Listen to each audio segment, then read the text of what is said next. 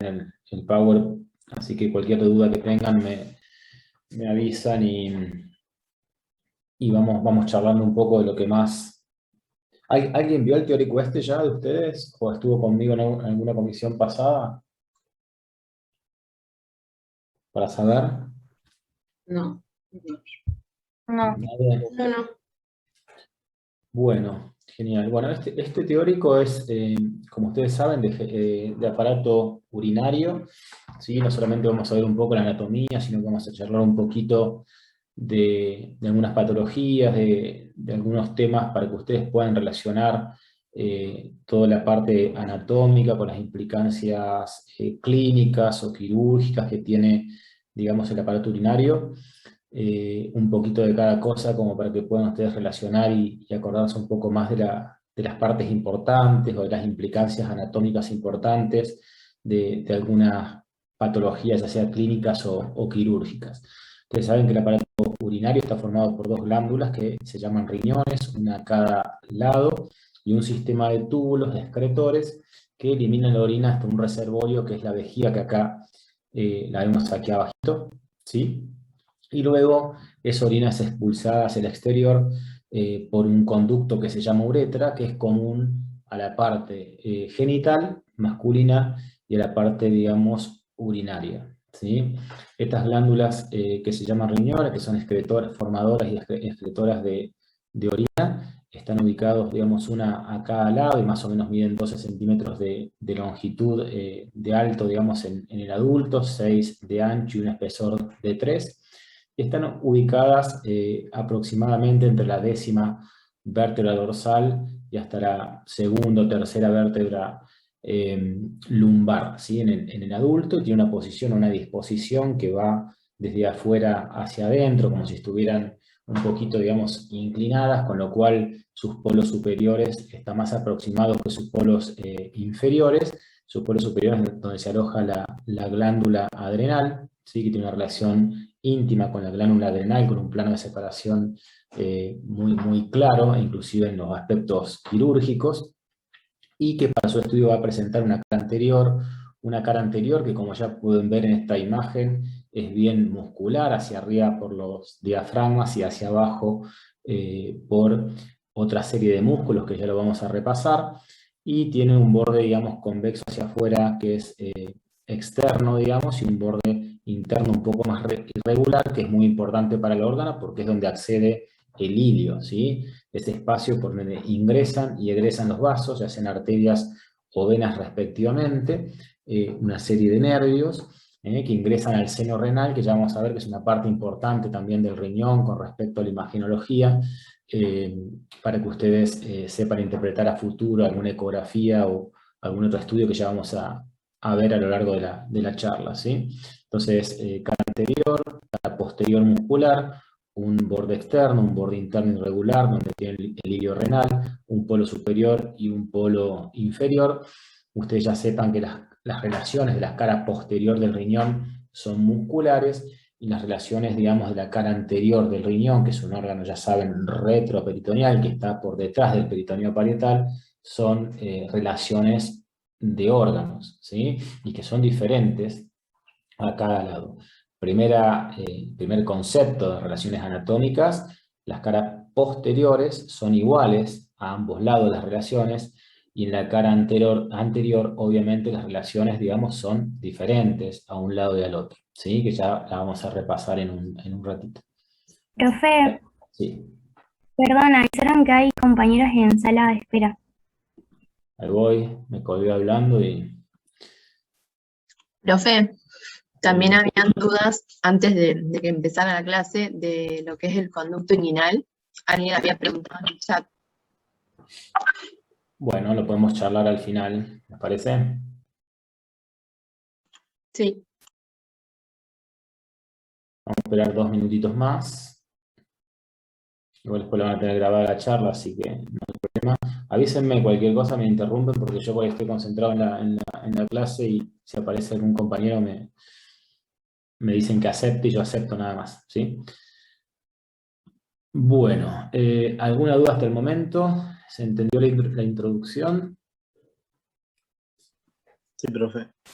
Ok.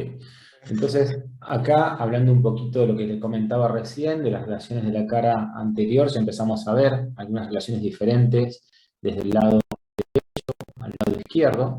Por ejemplo, ya acá tenemos eh, la segunda porción del duodeno que está en íntimo contacto con el hilio renal, ¿sí? También vemos la relación, digamos, del duodeno, para repasar un poquito de otros temas, bien retroperitoneal. ¿Se acuerdan que el duodeno, la primera parte, la primera porción era intraperitoneal y la última parte de la última porción?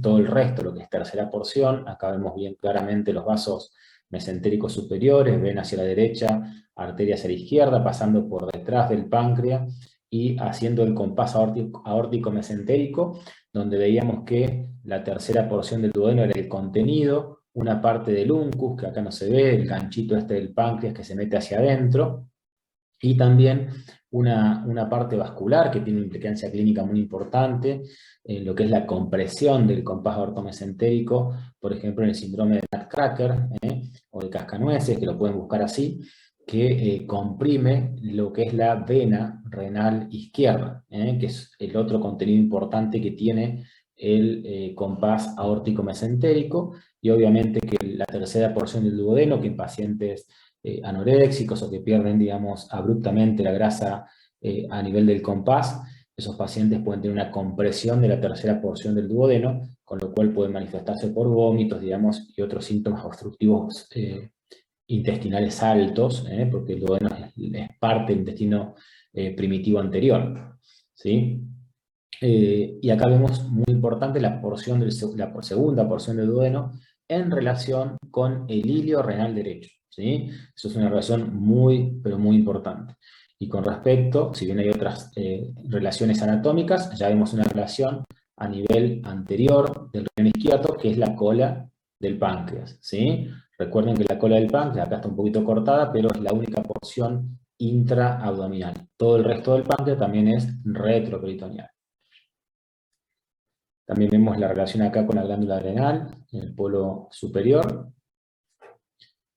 Y también se ve una relación, digamos, del borde interno. Si uno ya habla de las relaciones del borde interno, tenemos una relación suprailiar y una relación infrailiar, ¿sí? Con respecto, digamos, el borde interno, se habla, digamos, de las relaciones con respecto al hilio. O sea, tenemos una relación suprailiar, que acá vemos claramente que es la glándula adrenal, y una relación infrailiar, que está en relación con la primera parte de la pelvis y la cara externa, digamos, o el borde externo de cada ureter respectivamente. Eso con respecto al borde interno.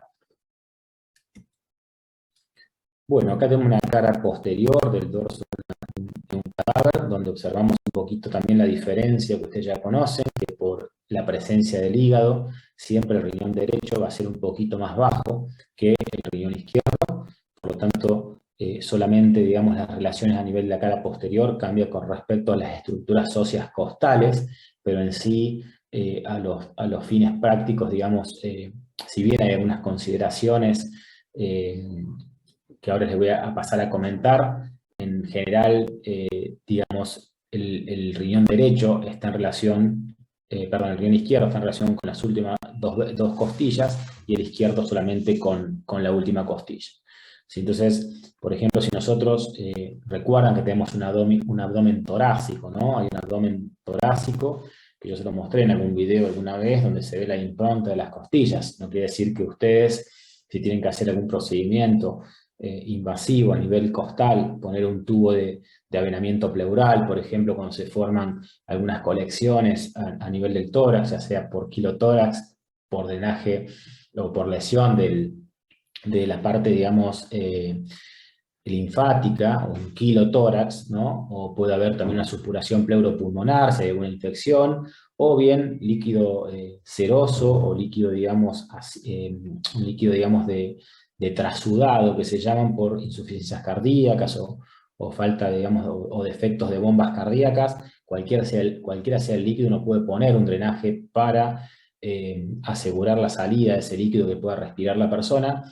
Uno tiene que saber que siempre, digamos, el lugar de elección es en la línea medio clavicular, o medio axilar, perdón, o bien siempre para anterior, y también se pueden poner en la línea axilar anterior, en el cuarto espacio intercostal. hay que tener mucho cuidado, salvo que uno lo vea por visión directa en una toracoscopía, de poner drenajes pleurales muy bajos del lado derecho, porque siempre uno tiene que saber que puede perforar, digamos, el hígado. Pero bueno, son algunas consideraciones para que tengan y recuerden algunas importancias en las posiciones anatómicas de estos órganos, ¿no? O si uno quiere hacer, por ejemplo, una biopsia renal también, tiene que saber siempre que por ahí el riñón izquierdo, que está un poquito más alto, si uno entra infracostal, va a estar un poquito, va a encontrar el polo inferior del riñón nada más, ¿no? Entonces, eso es importante por ahí lo que es la posición anatómica de los riñones, ¿sí? Ustedes ya van a aprender en la parte de clínica médica también a hacer puño-percusión, para ver si duelen, por ejemplo, las pielonefritis o las infecciones renales, de hacer puño-percusión arriba, al medio y abajo, para ver la respuesta al dolor del paciente. Bueno, y acá lo que le comentaba recién, de las relaciones posteriores musculares, lo que ven adentro es el músculo psoas, este es el músculo cuadrado lumbar, y van a tener también un poco de transverso hacia más externo, o sea, de adentro hacia afuera, en las relaciones posteriores, psoas, cuadrado y músculo transverso del abdomen. Del lado derecho van a tener la duodécima costilla, y del lado izquierdo van a tener hacia arriba la undécima y duodécima costilla. Previa interposición entre psoas y cuadrado lumbar de los nervios hipogástricos, ¿no? O abdómenes genitales mayores y menores, que también si uno entra a hacer una cirugía, digamos, por vía posterior, tiene que tener cuidado de no lesionar esa anatomía, esos nervios. Y acá, para terminar con respecto a las relaciones posteriores, un resumen, ¿sí? Bien clarito, de que las relaciones de los 2/3 inferiores son las mismas. Tenemos hacia afuera el transverso, al medio el cuadrado lumbar, y hacia adentro, esto pintado en lirita, el músculo psoas. Al igual pasa, digamos, del lado derecho. Acá sabemos que esto es lado derecho, del lado, sí, derecho, y hacia arriba vamos a tener en la parte verde, esto es izquierdo, perdón, y esto es derecho. En la parte verde, en la parte superior, lo único que cambia en las relaciones posteriores, digamos, son las costillas, que vamos a tener la aparición de la undécima costilla del lado izquierdo y la duodécima costilla, y solamente del lado derecho la duodécima costilla, ¿sí? Acá nos damos cuenta, digamos, por la ubicación de los vasos, que es derecho y que es izquierdo, pero también uno puede saberlo por la relación con las costillas, ¿sí? Es la única diferencia que hay en la cara posterior, ¿de acuerdo? También podemos ver la vena renal derecha cortita y más recta, y la renal izquierda más larga, que va a abordar el ilio renal izquierdo, siempre anterior. Acá también tenemos una parte importante de la relación del ilio renal. Siempre anterior va a ser la vena, luego viene la arteria y posteriormente la pelvis, con alguna estructura vascular arterial, como son las arterias retropiélicas, ¿sí?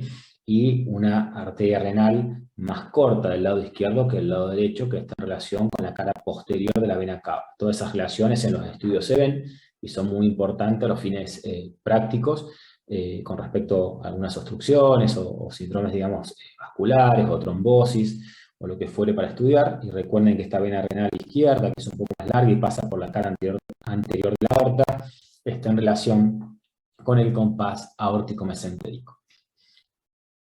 ¿Hasta ahí estamos bien? Sí, sí. Voy muy rápido. No, bien, No, está bien. Okay. Voy repitiendo un poco todos los conceptos para que se les metan en la cabeza.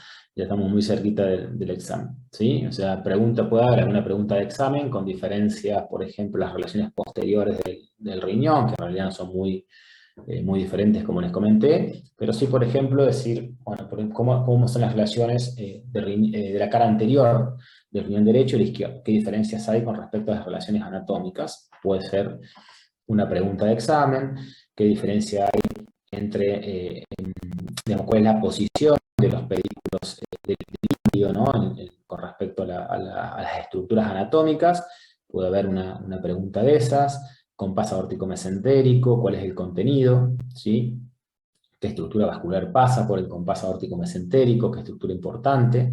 la diferencia con respecto a la disposición de las ramas de la renal derecha con la renal izquierda, sus relaciones con la vena cava, en lo que es la arteria renal derecha, y la vena renal izquierda, que pasa por la cara anterior de la aorta, y la arteria renal derecha por la cara posterior de la vena cava, cuáles son más cortas, cómo la disposición, generalmente son del lado, digamos, izquierdo, la aorta es mucho más corta y recta, y del lado derecho toma una posición, digamos, más oblicua, de afuera, de adentro hacia afuera y arriba hacia abajo, con una inclinación, digamos, inferior.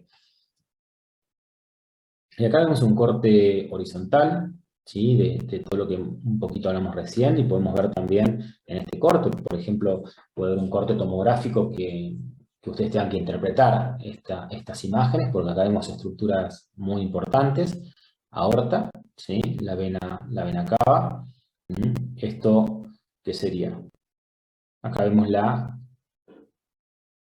vena renal izquierda, y esta estructura vascular, ¿cuál sería entonces? La mesentérica La superior. mesentérica, profe. La arteria mesentérica. Y si uno se hace la cabeza del páncreas, tenemos una estructura acá que es muy importante, que ya estudiamos con la vía biliar, que corresponde a ¿qué? El colédoco. Bien, ¿y a qué porción del colédoco correspondería ahí? Intrapancreática. Claro, retro, intrapancreática, ¿sí? Por eso Reto es intrapancreático. perfecto.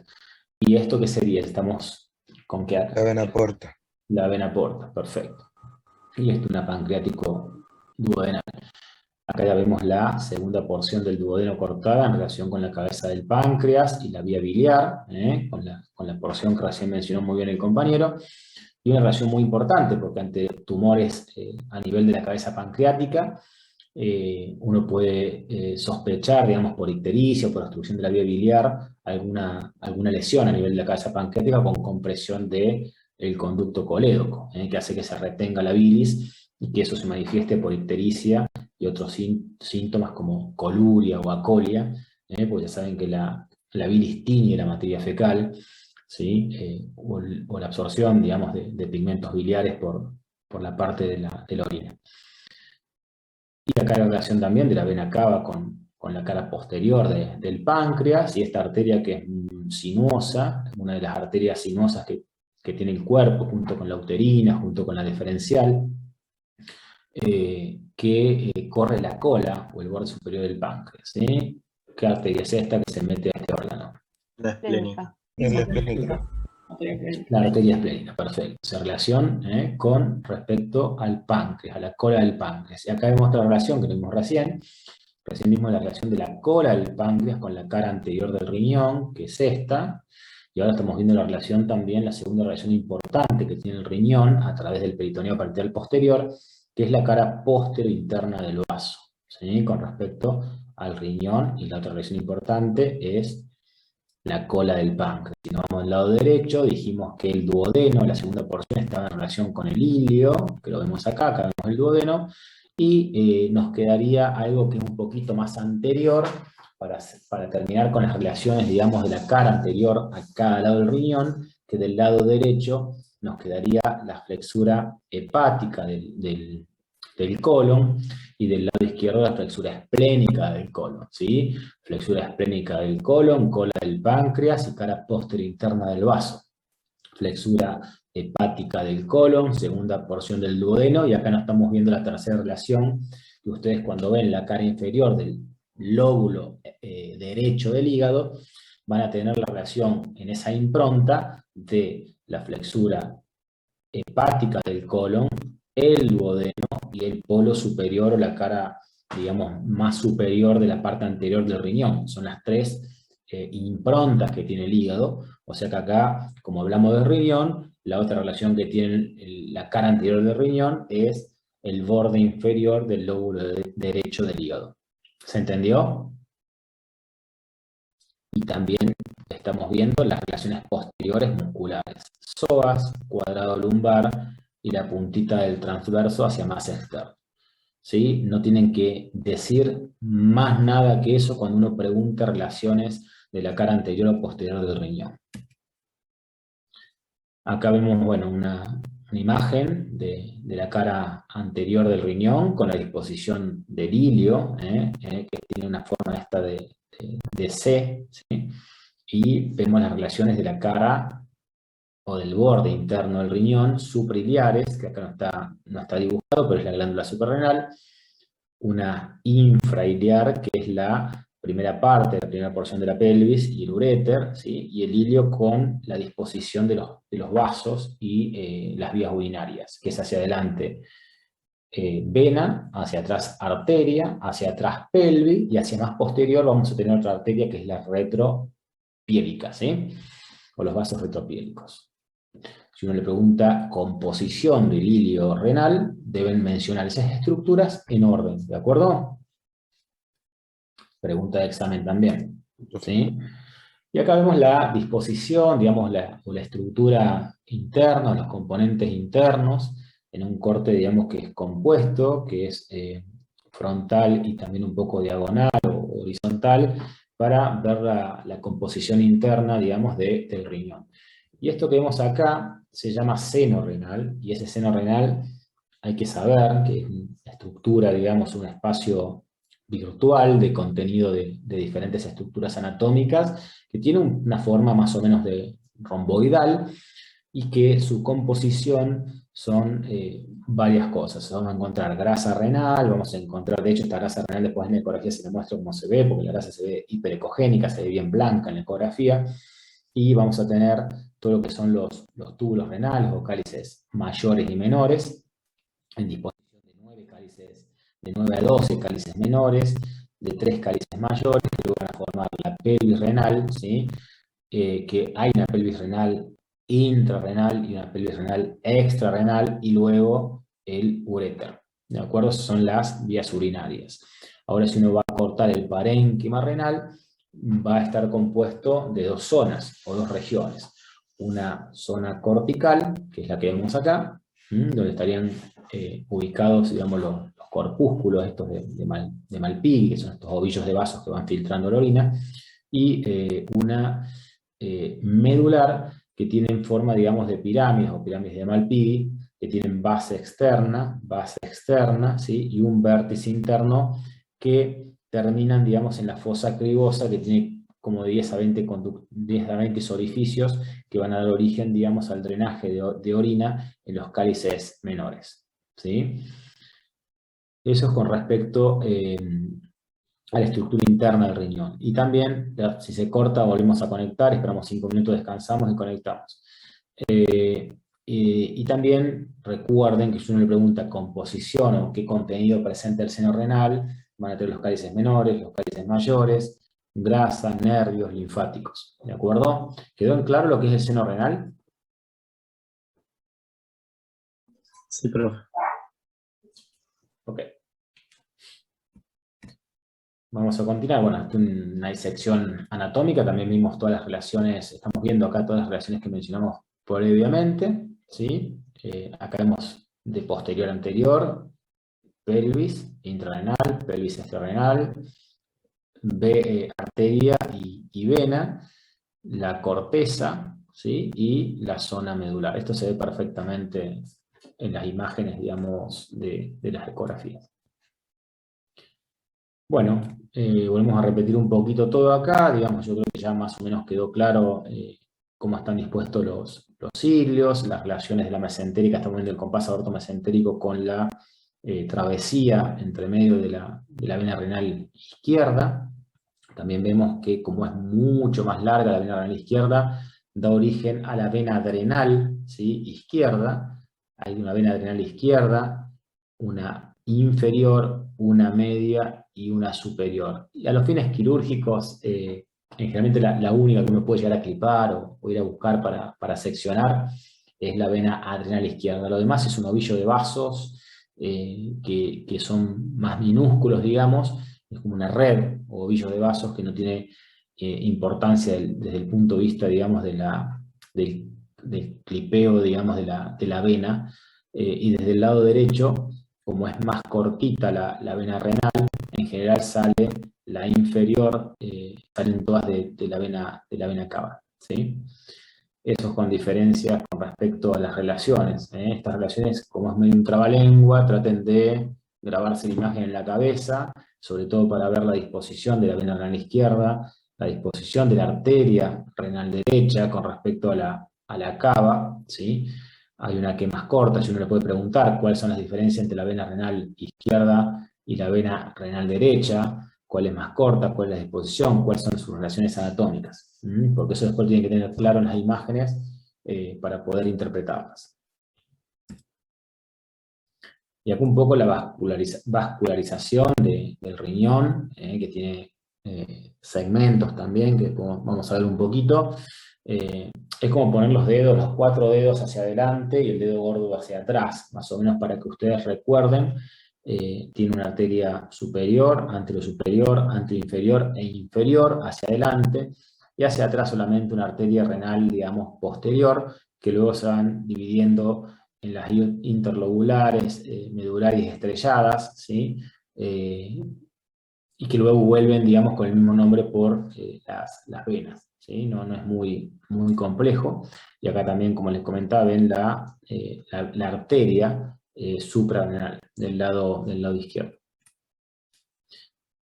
Y esto, si uno ve la cara, este es anterior y este es posterior, más o menos la irrigación es parecida, digamos, a los nombres de la arteria. Siempre la parte polar la va a dar la superior, esta parte verde la anterosuperior, la anteroinferior y la inferior, y si uno va del lado derecho, los polos están irrigados por la superior y la inferior, y la parte media está irrigada por la posterior, ¿sí? En la parte, digamos, cara posterior del riñón.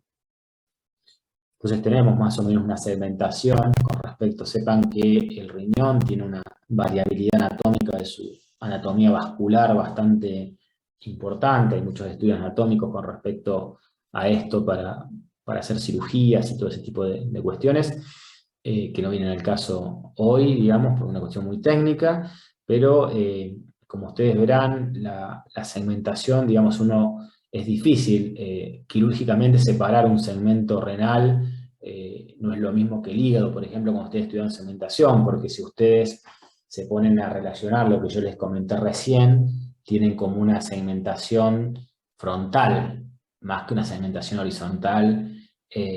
Si uno intenta hacer un corte por acá en el riñón, uno no es que va a separar el segmento 1 del 2, sino que se va a llevar puesto toda la circulación posterior también, porque en realidad la anatomía vascular, digamos, hace que se divida el riñón en una valva anterior, ¿sí? Y una valva posterior, ¿de acuerdo? Porque es como que da una irrigación, si se quiere, un poco más sagital, ¿de acuerdo? ¿Se entiende ese concepto de cómo van las arterias, digamos, las 4 anteriores hacia la mitad anterior y la posterior hacia la mitad posterior?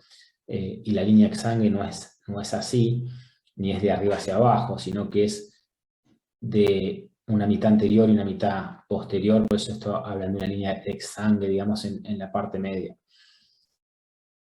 Y si uno ve las imágenes ecográficas, que hay diferentes tipos de clasificaciones, les voy a mostrar un dibujito para que les sea un poquito más claro.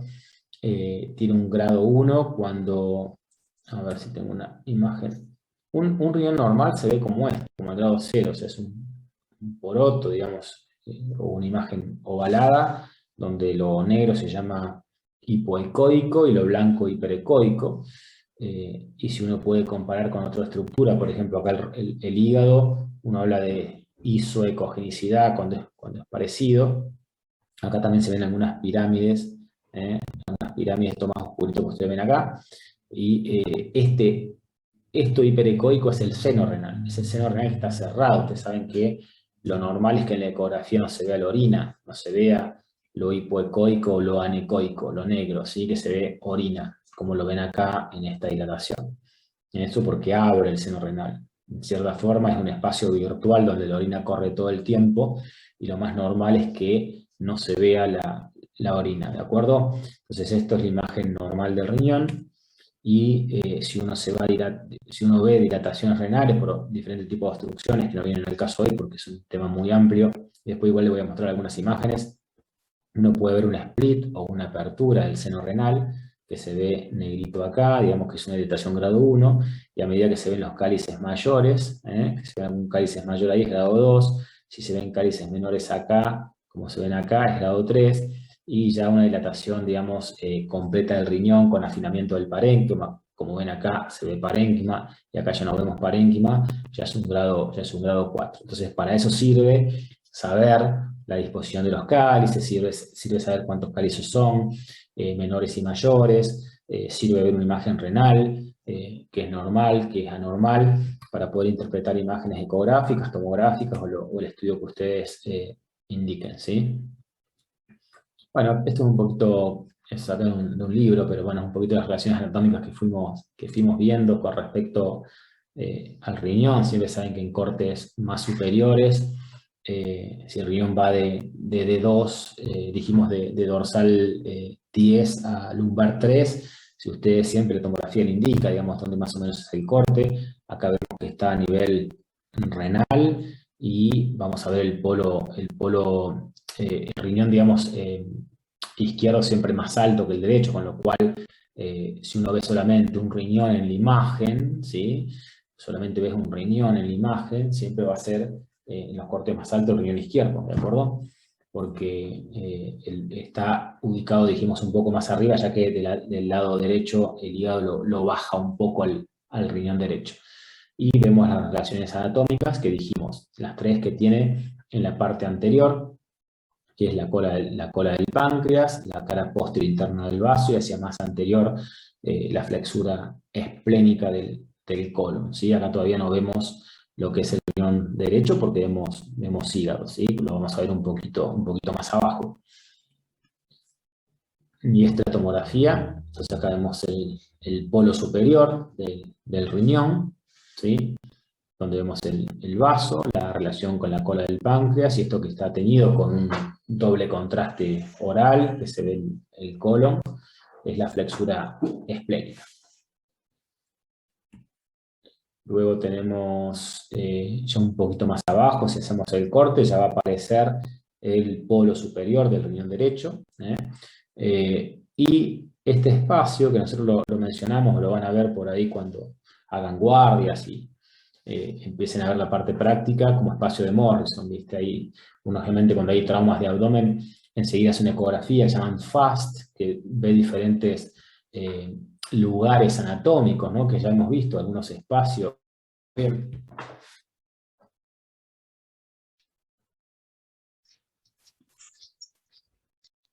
Está bien, profe, no hay dudas.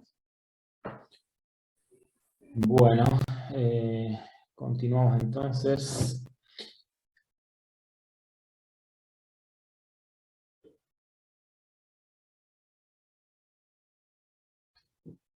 Bueno, acá vemos también, por ejemplo, que creen que es esta estructura, esta estructura, esta estructura. ¿Qué estamos viendo acá? Ahí observamos, bueno, lo que sería en celeste más grande, la vena cava inferior con el tronco espleno-mesentérico.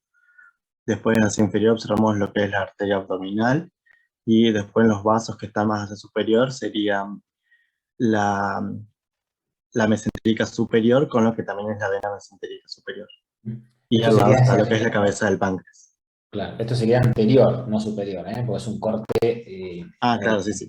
Superior. Y acá vemos justamente, como les comentaba recién, la importancia de la disposición de la arteria, que admito gente,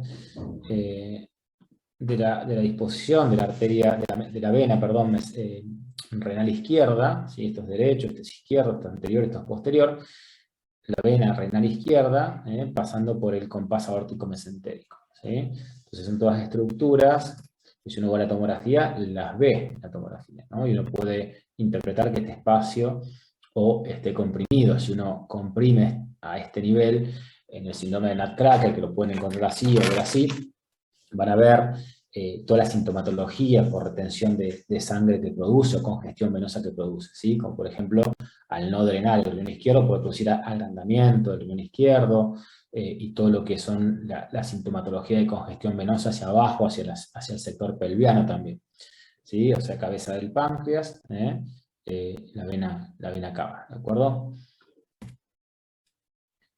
Voy a pasar un poquito, después esto, si ustedes quieren lo pueden ver tranquilo, si no, no vamos a terminar más. Vamos con uréter. Con respecto al uréter, todo el mundo por ahí tiene un poco de miedo o le cuesta entenderlo. Yo voy a hacer un resumito al final, les puedo explicar algunas cosas para que le quede un poquito más claro y sobre todo sepan las diferencias o algunas cuestiones importantes del uréter, ¿sí? Acá lo puse pelvis, pero pelvis, si ustedes conocen la disposición de el ilio renal, ya van a saber las relaciones, ¿sí? O sea, si uno ve hacia arriba va a tener relación, digamos, con el polo superior y la parte inferior del polo inferior, la parte superior de la parte del polo inferior del riñón, hacia adelante con la vena y la arteria renal, en ese orden, y luego hacia posterior la arteria retropiélica. No hay mucha más relaciones que les podría decir, más que la parte vascular que ya mencionamos. Entonces hay que saber, digamos, interpretar y relacionar, y ya con eso que nombre ese tipo de relaciones sería suficiente, ¿de acuerdo? Acá también vemos una relación importante, como dijimos que todo lo que es el ilio renal derecho estaba en relación con el duodeno, la segunda porción.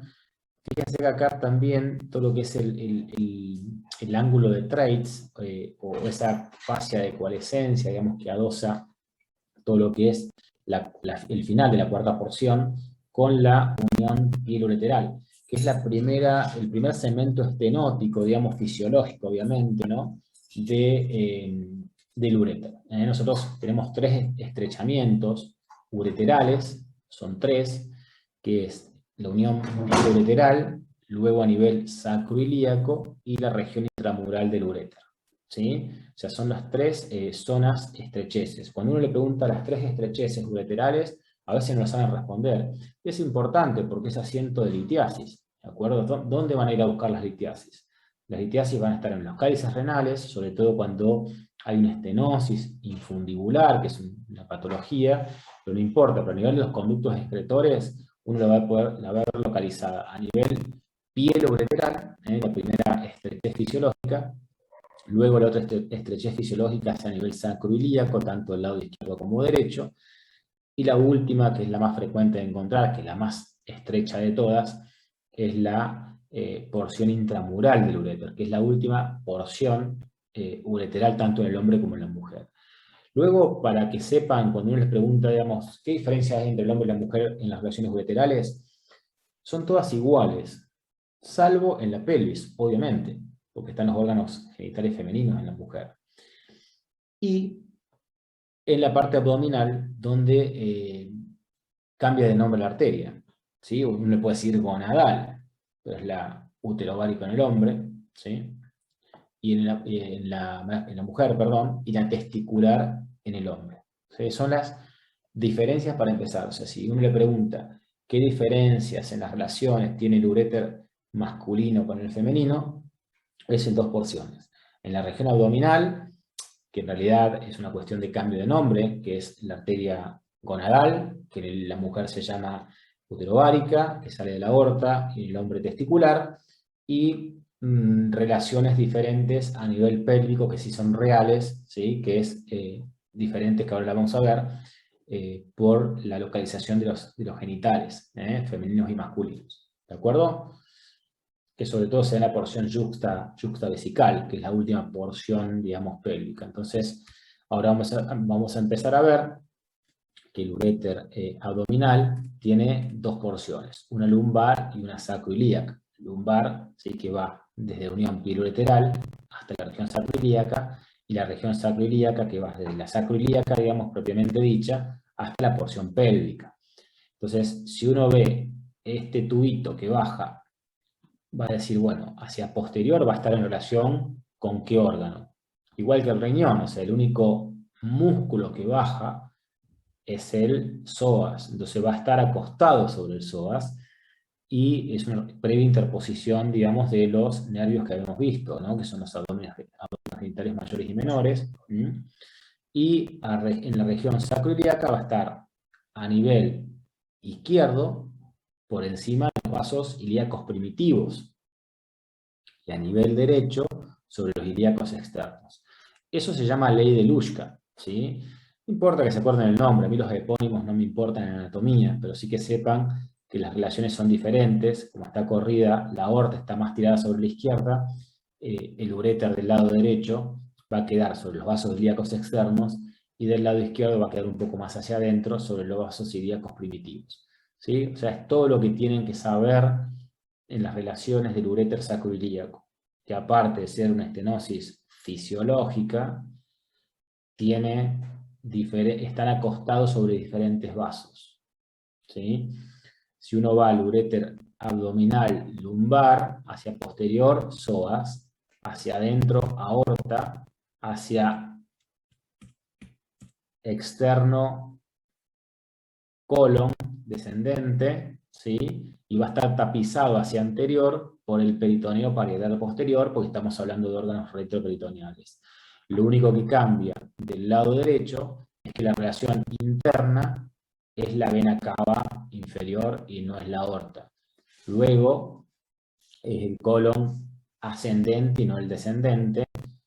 Hacia adelante, dijimos que está tapizado por el peritoneo parietal posterior, previa interposición de los vasos gonadales, uterováricos en la mujer, testiculares en el hombre, más o menos a nivel de la vértebra lumbar 3, ¿sí? No importa eso, pero es la única relación anterior que tienen los uréteres, ¿sí? O sea, son poquitas las relaciones. Si uno se graba en el mate este dibujito, es muy fácil saber las relaciones del uréter abdominal.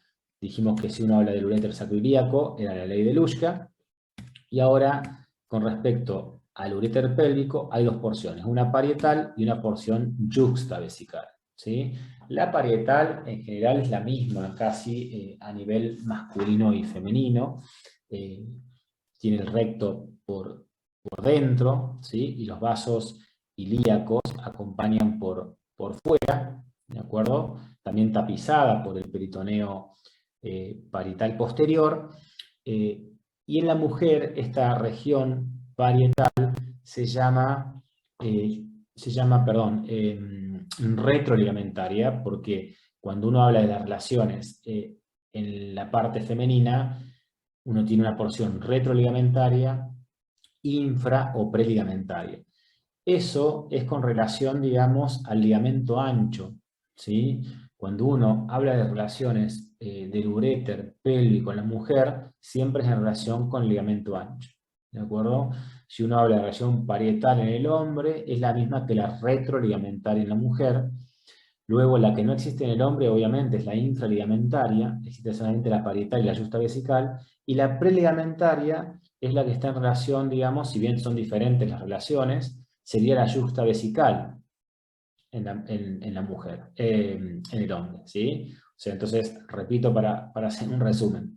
La parietal sería la misma que la retroligamentaria en la mujer, con respecto siempre al ligamento ancho. Después la mujer tiene la infraligamentaria, que no existe en el hombre, y la yuxtavesical sería lo mismo, digamos, o la misma porción que el uréter preligamentario en la mujer. Pero es obvio que las relaciones, ahora las vamos a ver, que son diferentes. Y la última porción, que es la misma tanto en el hombre como en la mujer, que es la intramural, que es la más cortita de todas, ¿sí? Que mide 1 centímetro, y es la que ingresa entre los músculos circulares y longitudinales de la vejiga, ¿sí? Que es las capas, digamos, musculares que tiene la vejiga, que le hacen la manera de válvula, como para cuando uno contrae la vejiga y orina, no haya lo que se llama reflujo vésico-ureteral, ¿sí? Es la porción más cortita y es la porción donde más asientan los cálculos. Acá vemos, estamos viendo desde el ombligo hacia la pelvis, Lo que vemos acá es el útero, está hacia arriba la vejiga, esto es lo que sería el fondo de saco vésico-uterino, y entre el útero y el colon sería el fondo de saco de Douglas, ¿no es cierto? La cara anterior del recto con la cara posterior de el útero. Entonces acá está, el ligamento ancho tiene dos hojas, una hoja anterior y una hoja posterior. Acá le hemos sacado la hoja posterior, entonces vemos la porción sacroilíaca del uréter, esta es la porción sacroilíaca del uréter, cabalgando hacia derecha. Estos serían los vasos ilíacos externos. Si uno lo ve hacia izquierda, vasos ilíacos primitivos, ley de Luschka. Y esta es toda la zona retroligamentaria, ¿de acuerdo? Esta es la zona retroligamentaria. Un segundito.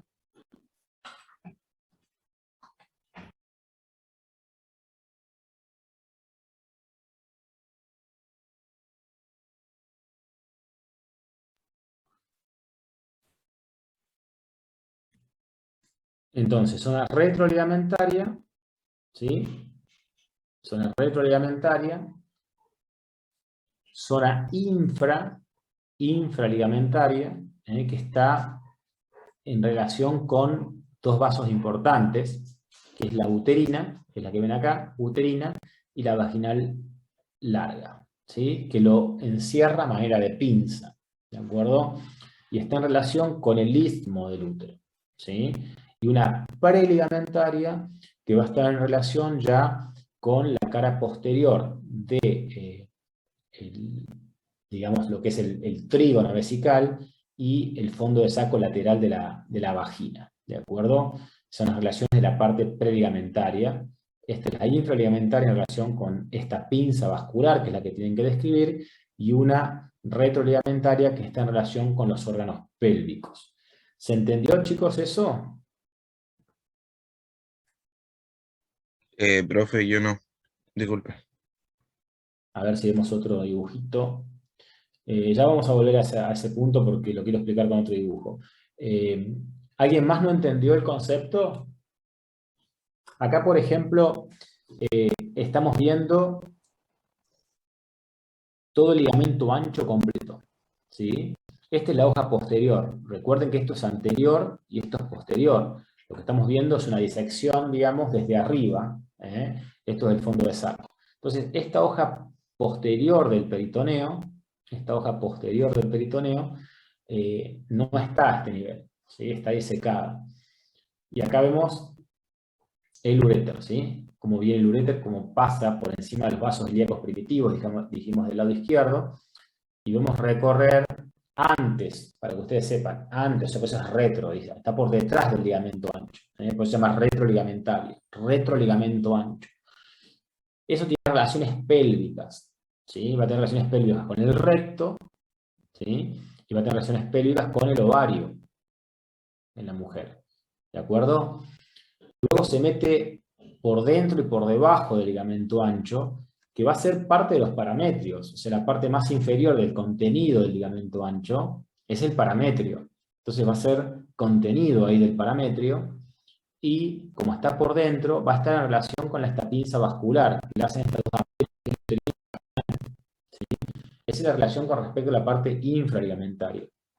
Y ya la preligamentaria, o sea que es más anterior, acá no la vemos porque no está disecada, y acá sí está disecada las dos hojas del ligamento ancho, ¿sí? Y se ve la preligamentaria, que es la que ya va casi a entrar o termina en el uréter intramural. Entonces ya está en relación, digamos, con la cara ya ahí posterior de la vejiga y todo lo que es el fondo de saco lateral de la vagina, ¿sí? Si uno ve la infraligamentaria, que es esta cortita, que está en relación con la pinza vascular, ya está en relación con el istmo, y por delante del istmo del cuello va a estar la vagina o los fondos de sacos vaginales, ¿de acuerdo? Entonces, esas son las relaciones que ustedes tienen que describir con respecto al uréter femenino.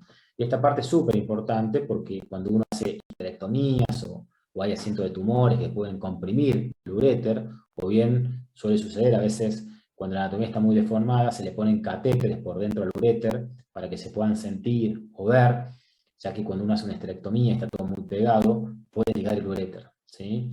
Esos son accidentes, digamos, que puede sufrir el uréter en diferentes tipos de cirugías. Y para verlo hay que disecar el ligamento ancho. Uno puede ver retroligamentario. Yo le voy a mostrar un video para que ustedes vean el uréter retroligamentario, que es lo único que uno puede ver reptando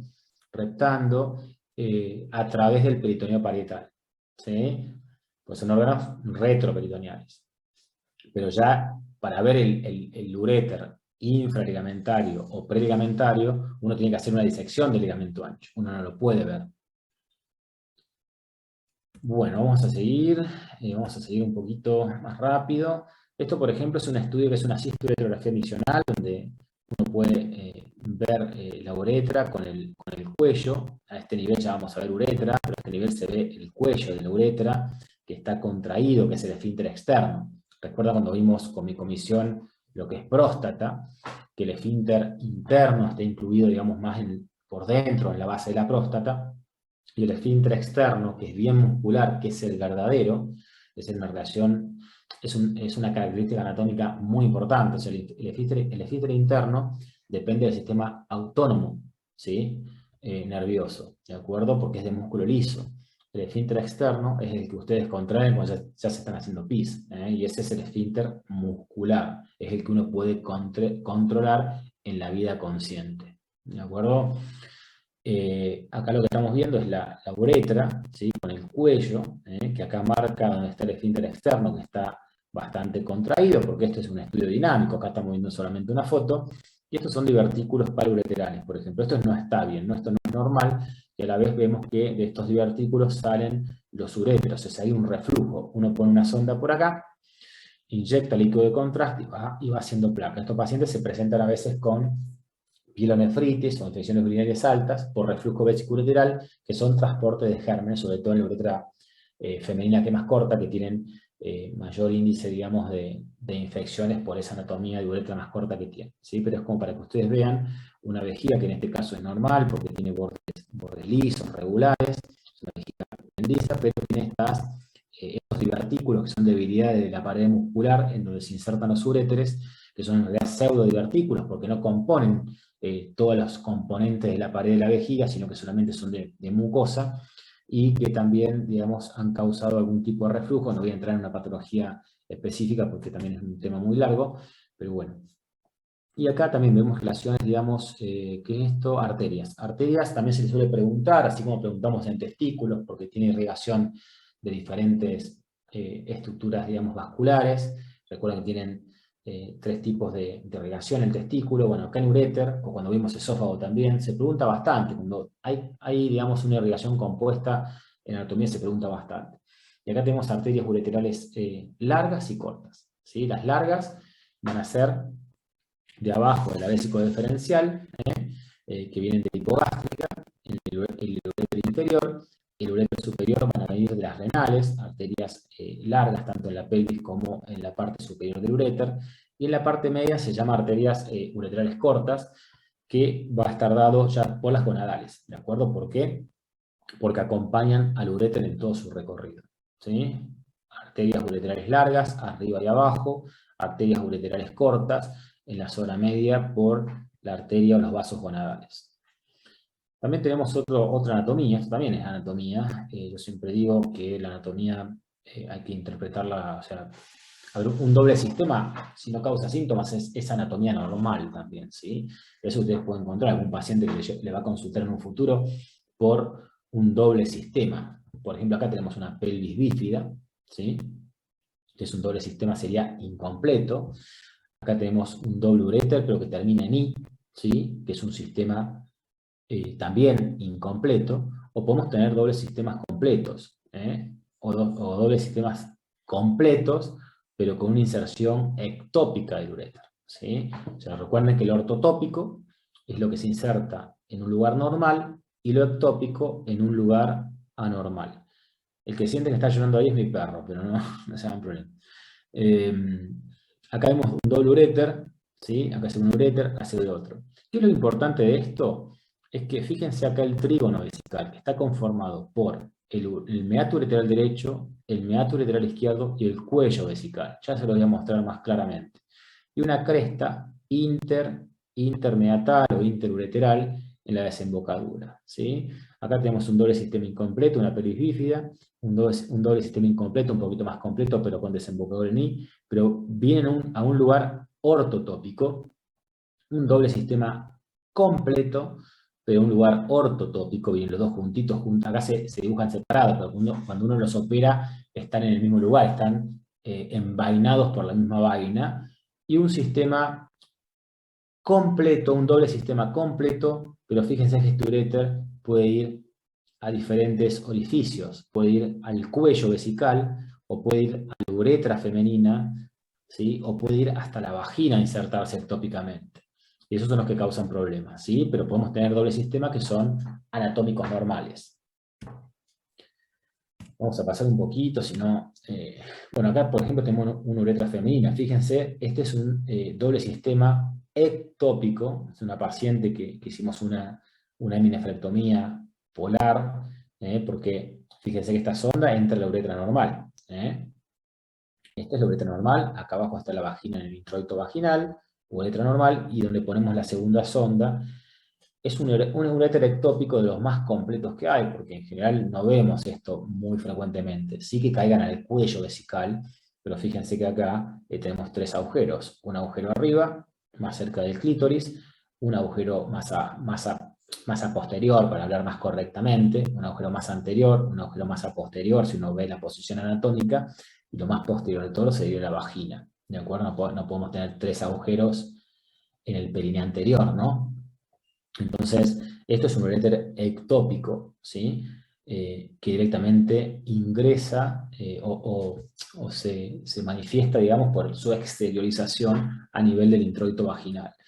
Por ejemplo, este es el cuello vesical normal hasta ahí entre signos de preguntas, y acá vemos el uréter, cómo cae a la uretra femenina, a la porción pélvica de la uretra femenina. Recuerden que la uretra femenina tiene dos porciones, una pélvica, que son los 4/5 superiores, y una perineal, que es el quinto inferior. Son dos porciones, no así la uretra masculina, que tiene más porciones, que ya la vamos a ver.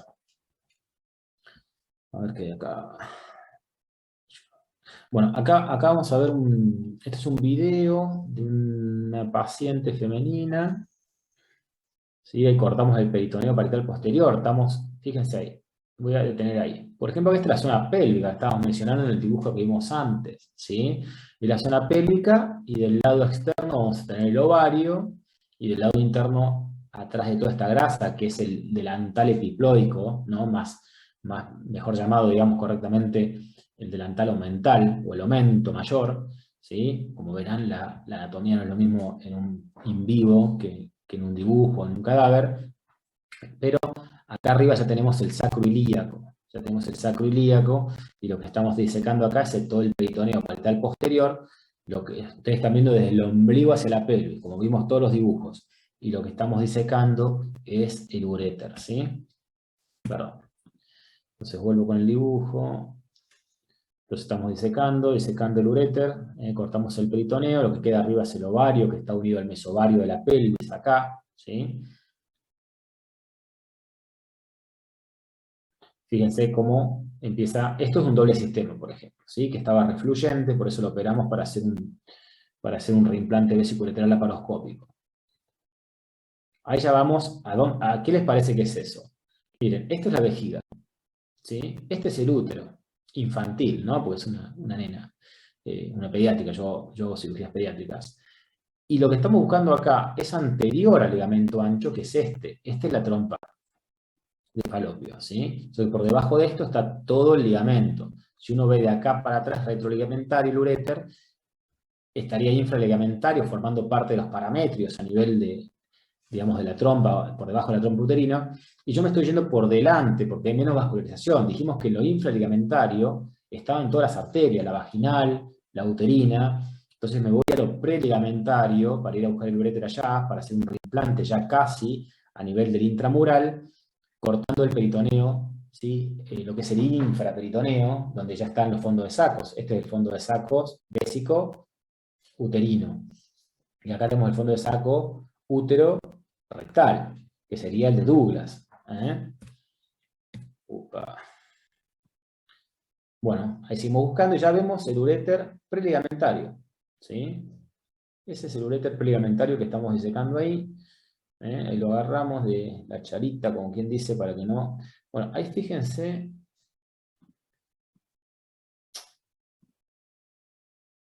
Un segundito. Ahí.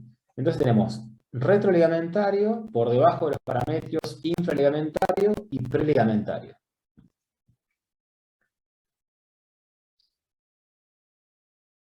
Bueno, eso es parte de la cirugía, pero lo que hacemos es colgar este uréter, digamos, de la pared de la vejiga como para hacer un reimplante y evitar que la paciente tenga el reflujo vesicoureteral, que es la que le causa infecciones. ¿Sí? Lo que estamos haciendo ahí es cortando la pared vesical.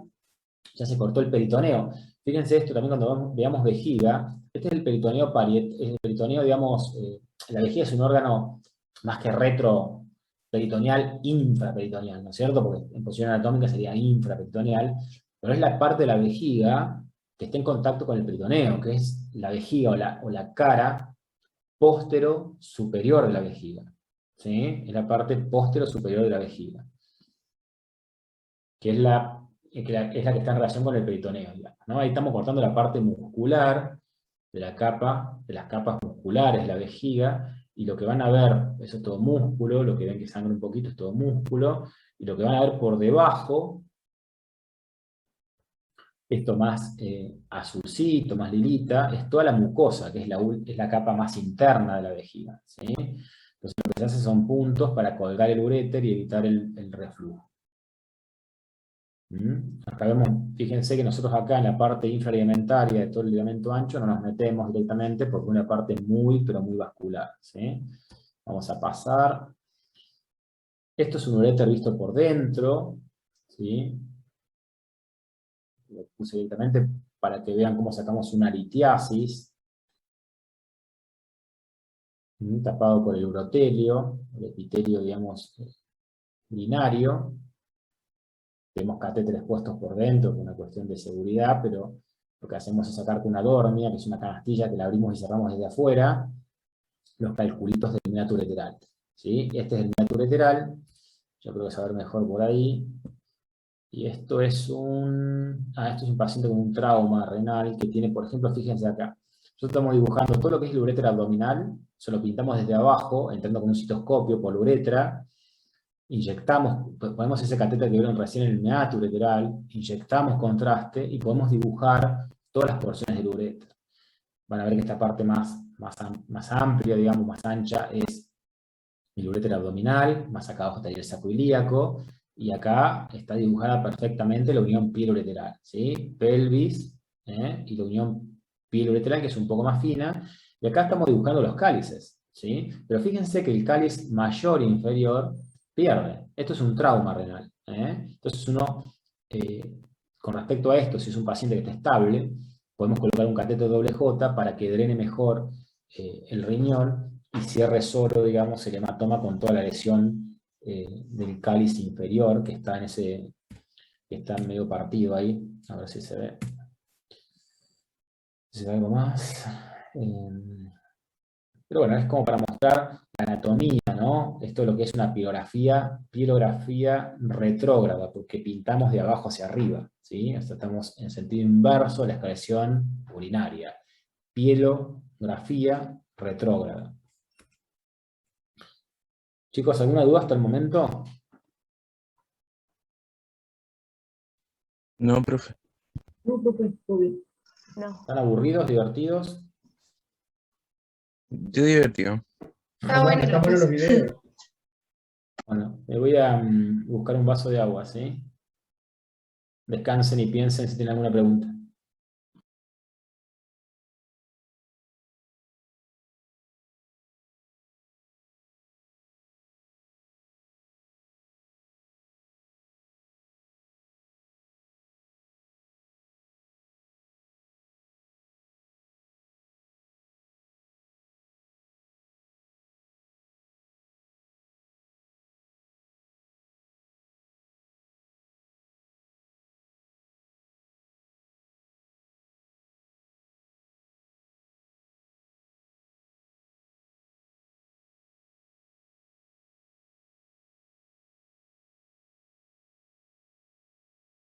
Bueno, ¿alguna pregunta con respecto a todo lo visto? La idea es mostrarle un poquito, digamos, de cómo se ven los estudios y que puedan interpretar para qué estudiamos las porciones de uréter, por qué es importante, digamos, el asiento de patología en diferentes estructuras, cuando causan compresiones o lesiones vasculares.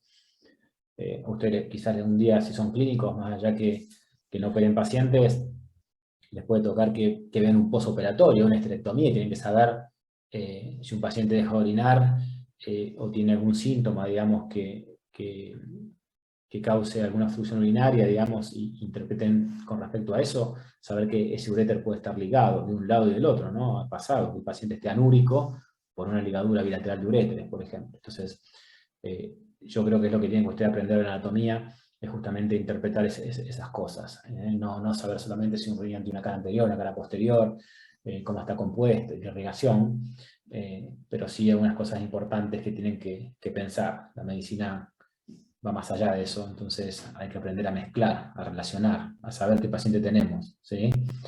Esto es un poco lo que son las fascias de coalescencia del riñón, en un corte horizontal y cómo van rotando los órganos, hasta que tenemos, digamos, esta imagen que está aquí abajo con todas las capas que tiene el riñón, que para nosotros quirúrgicamente es importante poder interpretarlas por un montón de detalles que necesitamos para hacer una cirugía limpia y prolija, pero básicamente tiene una parte, digamos, anterior, que es la fascia de coalescencia, lo que ustedes llaman fascia de Toll, ¿sí? Y una capa anterior, ¿sí? Prerrenal, una posrenal o de Zuckerkant, y esta parte posterior que apoya sobre un colchón adiposo, se llama colchón adiposo de Gerota, y esta cápsula, si hacemos un corte, digamos, frontal, van a ver que está abierta hacia abajo, si se continúa todo hacia abajo. Acá lo que vemos acá en estas rayitas negras es la que vemos acá en azul, que es digamos, la fascia de Toll, ¿sí?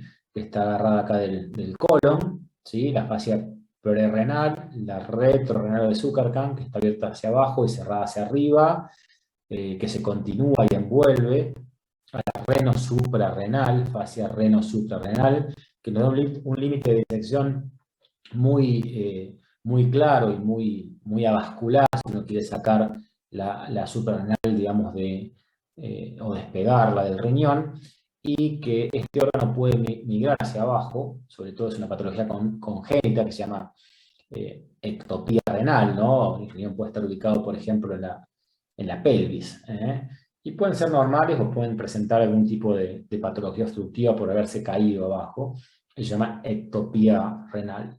Y un riñón ortotópico es en su fosa renal, ¿no? A nivel superior, en relación bien con el hígado. Y este espacio, recuerden que se llamaba espacio de Morrison, con respecto al hígado, pero es asiento de líquidos. Cuando yo le hablaba del FAST, de esa ecografía que se hace, uno busca líquido en diferentes cavidades, como por ejemplo el Morrison, como por ejemplo, digamos, en el Douglas, en las goteras anatómicas, o en los espacios parietocóricos derecho e izquierdo, que puede ser asiento de colecciones líquidas, ya sea purulentas o bien por un trauma y puede haber sangre, lo que se llama hemoperitoneo, ¿sí? Y diferentes cosas más. Vamos a ver, pasar acá, voy a hacer un poquito así. Bueno, esto es una disección anatómica, acá ya podemos ver las relaciones también anteriores del riñón derecho, hígado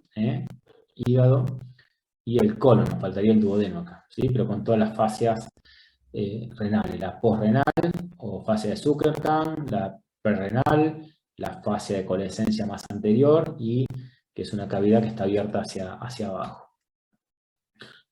¿Alguna pregunta? ¿No quieren preguntar nada con respecto? Vimos riñón, vimos la parte vascular, vimos algo de irrigación, vimos uréteres, vimos imágenes. ¿No tienen ninguna duda, chicos, para preguntar? Profe, yo no termino de entender mucho cuál sería la fase de coalescencia. Comprendo cuál es la fase renal, pero no cuál es la fase de coalescencia realmente. La fase de coalescencia es más anterior, ¿sí? O sea, vos recordá que la fase de coalescencia es la que ya estudiamos, que es con el peritoneo, pero la cápsula renal, si uno va de adentro hacia afuera, el riñón tiene una cápsula propia, que es la cápsula renal, ¿sí? Y luego tiene diferentes, digamos, estructuras que lo envuelven, que es una cápsula que se llama prerrenal, que es célula adiposa, ¿sí? Y que arriba se divide para formar la cápsula reno-suprarrenal, y que hacia atrás se continúa, que es en realidad es lo mismo, nada más que en la parte posterior se llama fascia postrenal o de Zuckerkern, y que aparte está apoyado hacia más posterior por un colchón adiposo de Gerota, que se llama así. Ahora, la fascia de coalescencia es la fascia que ustedes conocen, que hemos visto con peritoneo, que es la fascia de Toll 1-2, de acuerdo a qué lado uno esté, pero es esta fascia. O sea que uno, para llegar al riñón, tiene que decolar todo el colon, bajar todo el colon, liberar la fascia de coalescencia, luego liberar la fascia prerrenal para llegar a la cara anterior del riñón o cápsula renal. ¿Se entendió mejor o no? Sí, sí. Y dentro de, o sea, afuera y adentro de lo que sería la fascia renal estaría la grasa para y perirenal. Exacto. En realidad, para y peri es más o menos saber que tiene una fase de coalescencia, la que estoy admitiendo, fase de coalescencia, y luego viene la fascia prerrenal, la retrorrenal y la que envuelve al riñón, que es la cápsula renal propia, digamos. Con que sepan eso y que está cerrada por encima y abierta por debajo, es suficiente. Y la más anterior de todas, digamos, la que está adosada al peritoneal posterior, es la fase de coalescencia. Por eso, nosotros todo lo que es el colon, que recuerdan que el colon descendente como ascendente son órganos peritonizados, ¿sí? Cuando hablamos con respecto a los conceptos de las fases de coalescencia, que era un órgano peritonizado, que era un órgano retroperitoneal, que era un órgano infraperitoneal, que era un órgano intraperitoneal, ¿no? Propiamente dicho, como el ovario. No sé si recuerdan un poco todos esos conceptos. Profe, yo tengo una duda. Sí. En la parte de riñón, en lo que son las relaciones posteriores, porque vi que como relación posterior también podía estar relacionado con la pleura parietal por el hiato diafragmático, pero en las fotos que se ven los atrás es como que no, se ve muy lejos. No sé si... Sí, a ver, uno puede nombrar muchas más relaciones, yo le nombré las más importantes, pero uno puede seguir nombrando relaciones todo el tiempo.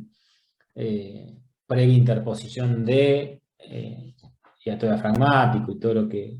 Las fotos son fotos, digamos, o sea, yo te nombro las más importantes, las que usted tiene que recordar, por lo menos para que puedan pasar su examen también, ¿no? Que es una clase un poco combinada con respecto a dejarle claro lo más importante y lo que tienen que saber, con lo cual ustedes, si le preguntan algo de eso que es súper importante, los pueden aplazar, pero uno luego puede extender conocimientos y extender un poco el tema de sus relaciones y cuestiones, ¿no? Estamos bastante cerca del examen, por eso por ahí esta charla a mí me gusta darla extensa y hablando un poco de todo, pero por ahí vuelvo y focalizo un concepto que quiero que les quede grabado para poder pasar un examen.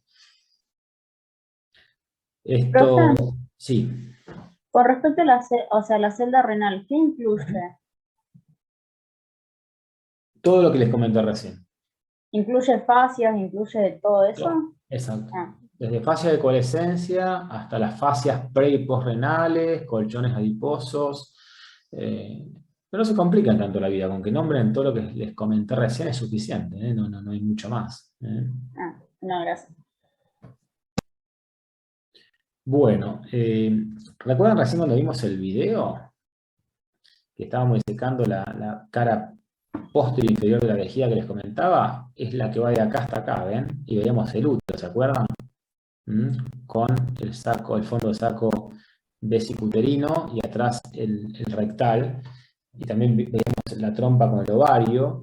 Recuerden que entonces esto sería preligamentario con respecto a lo que es el útero, ¿sí? Bueno, esta es la parte, digamos, la cara peritoneal de la vejiga, la póstero superior, ¿sí? O fondo vesical. Y la anteroinferior, ¿sí? Que está en relación con el pubis y con el plexo venoso de Santorini. ¿de acuerdo? Ese es extra peritoneal, ¿sí? Entonces, si nosotros tenemos una lesión, esto es importante interpretarlo, porque tenemos una lesión a nivel, una fractura o de pubis que lastima la cara anterior de la vejiga, quizás con una sonda urinaria que pongamos acá y defuncionalicemos la vejiga, no pierda líquido a la cavidad abdominal. Recién hablábamos de hemoperitoneo. Si uno tiene una lesión de la cara anterior, de la cara posterior inferior de la vejiga en relación con el peritoneo, vamos a tener un uroperitoneo, ¿sí? Colección de orina en la cavidad peritoneal, ¿sí? En la cavidad abdominal. Fondo de saco, vesículo uterino y fondo de saco de Douglas en la mujer, ¿de acuerdo? Y una cara posterior de la vejiga, que va a estar en relación con la vagina, ¿de acuerdo? Con la cara anterior de la vagina, y sus fondos de sacos vaginales más hacia abajo, ¿de acuerdo? O sea, perdón, más hacia arriba, ¿sí? Fondo de saco vaginal anterior, tenemos uno posterior, y los dos laterales que no los vemos, ¿tá? Entonces, todo lo que es la cara, digamos, posterior de la vejiga, va a estar en relación con el hombre con el recto, y la mujer con lo que es el cuello, ¿sí? Con los fondos de sacos vaginales, cuello del útero, fondos de sacos vaginales, y la cara anterior de la vagina. Hacia la lateral van a desembocar los uréteres, y van a estar en relación también con lo que son los ligamentos umbilicales, previas arterias umbilicales en etapa, digamos, fetal, ¿de acuerdo? Y en el hombre también con los deferentes. Acá estamos viendo un poco relaciones de la cara posterior superior, de la cara anteroinferior y de la cara posterior de la vejiga. ¿De acuerdo? Ahí vienen un poco todas las relaciones que les estoy mencionando. Si uno ve la estructura interna, esto es una uretra femenina, ¿sí? Pero acá vemos muy bien lo que es, ¿qué es esto? Trígono vesical. Trígono vesical, ¿sí? Meatos ureterales en forma de hendidura, ¿sí? Y el cuello vesical formado por el esfínter liso. Esto es en la mujer, ¿sí? Entonces, esto es importante, conocer la anatomía del trígono vesical, donde desembocan los uréteres a cada lado, y tenemos el cuello vesical, ¿sí? Para saber si un uréter es ortotópico o es ectópico. Si es ectópico va a desembocar no en el trígono vesical, puede desembocar lateral al trígono, puede desembocar en el cuello vesical, puede desembocar en la uretra femenina, puede desembocar hasta en la vagina, ¿sí? Eso es ectopía, ¿sí? Esto es ortotópico, ¿de acuerdo? Y acá también vemos parte de la uretra femenina, la uretra pélvica y la uretra perineal. Y tenemos la capa mucosa, la capa muscular y la serosa formada por el peritoneo. Pero solamente serosa en la cara póstero, este es un corte frontal, esta es la cara póstero superior, y esta es la cara antero inferior, en contacto con la pared abdominal y hacia abajo con el plexo venoso de Santorini, que es todo esto que ustedes ven acá, el espacio de Reptius, que se llama, ¿sí?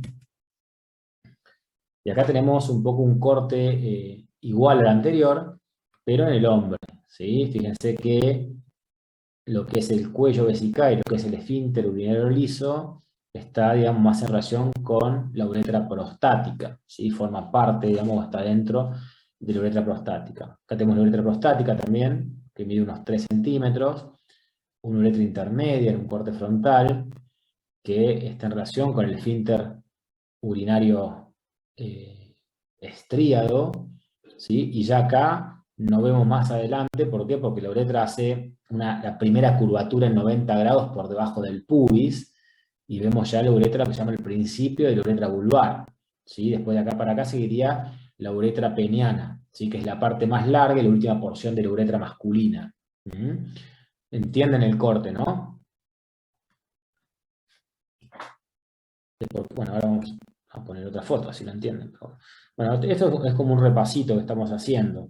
Entonces, pelvis femenina, vejiga, cara póstero superior peritoneal de la vejiga, fondo de saco, vésico uterino, útero, fondo de saco recto uterino, o útero rectal, o fondo de saco de Douglas. Acá vemos el uréter, acompañado por los vasos gonadales, uréter sacroiliaco, uréter preligamentario, perdón, retroligamentario, por detrás del ligamento ancho, ¿sí? Por detrás del ligamento ancho es el uréter pélvico en la mujer, ¿sí? Uréter pélvico en la mujer, porción retro, infra y preligamentaria. Uréter pélvico en el hombre, porción pélvica propiamente dicha, y yuxta vesical. Esa yuxta vesical, que es previa al uréter intramural, vendría a ser la que está en relación con el conducto deferente en el hombre, ¿sí?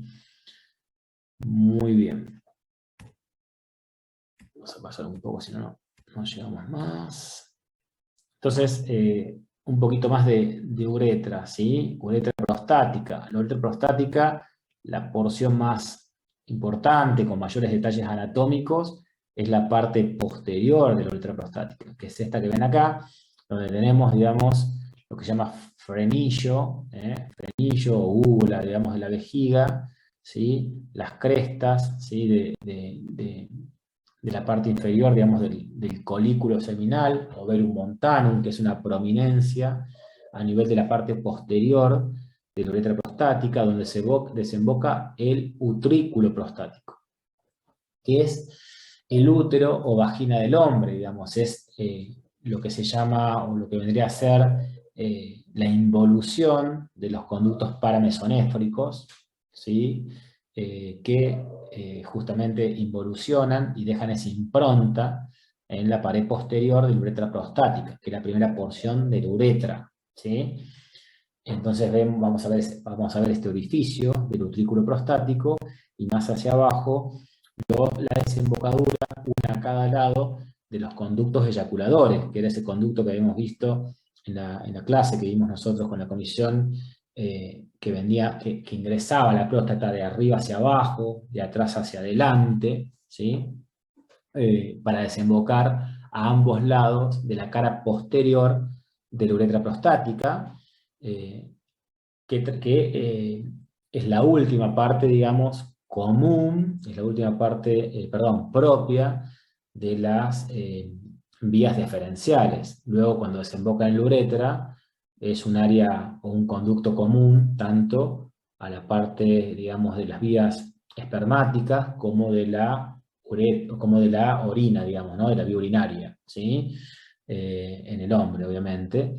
Acá también vemos las glándulas de Cooper, ¿sí? Que se encuentran, digamos, a nivel de la uretra intermedia, pero desembocan a nivel de la uretra vulvar, que es la primera porción, digamos, de la uretra peniana. Y a los fines prácticos vamos a tener dos uretras. Cuando ustedes le comenten, bueno, una lesión de la uretra posterior. Una lesión de la uretra posterior involucra a la uretra prostática y a la uretra intermedia. La uretra intermedia es esta más cortita, que mide 1 centímetro, y que contiene el esfínter urinario, que está a nivel de la aponeurosis perineal media, ¿sí? Es la uretra intermedia, ¿sí? Que forma el esfínter urinario estríado o voluntario.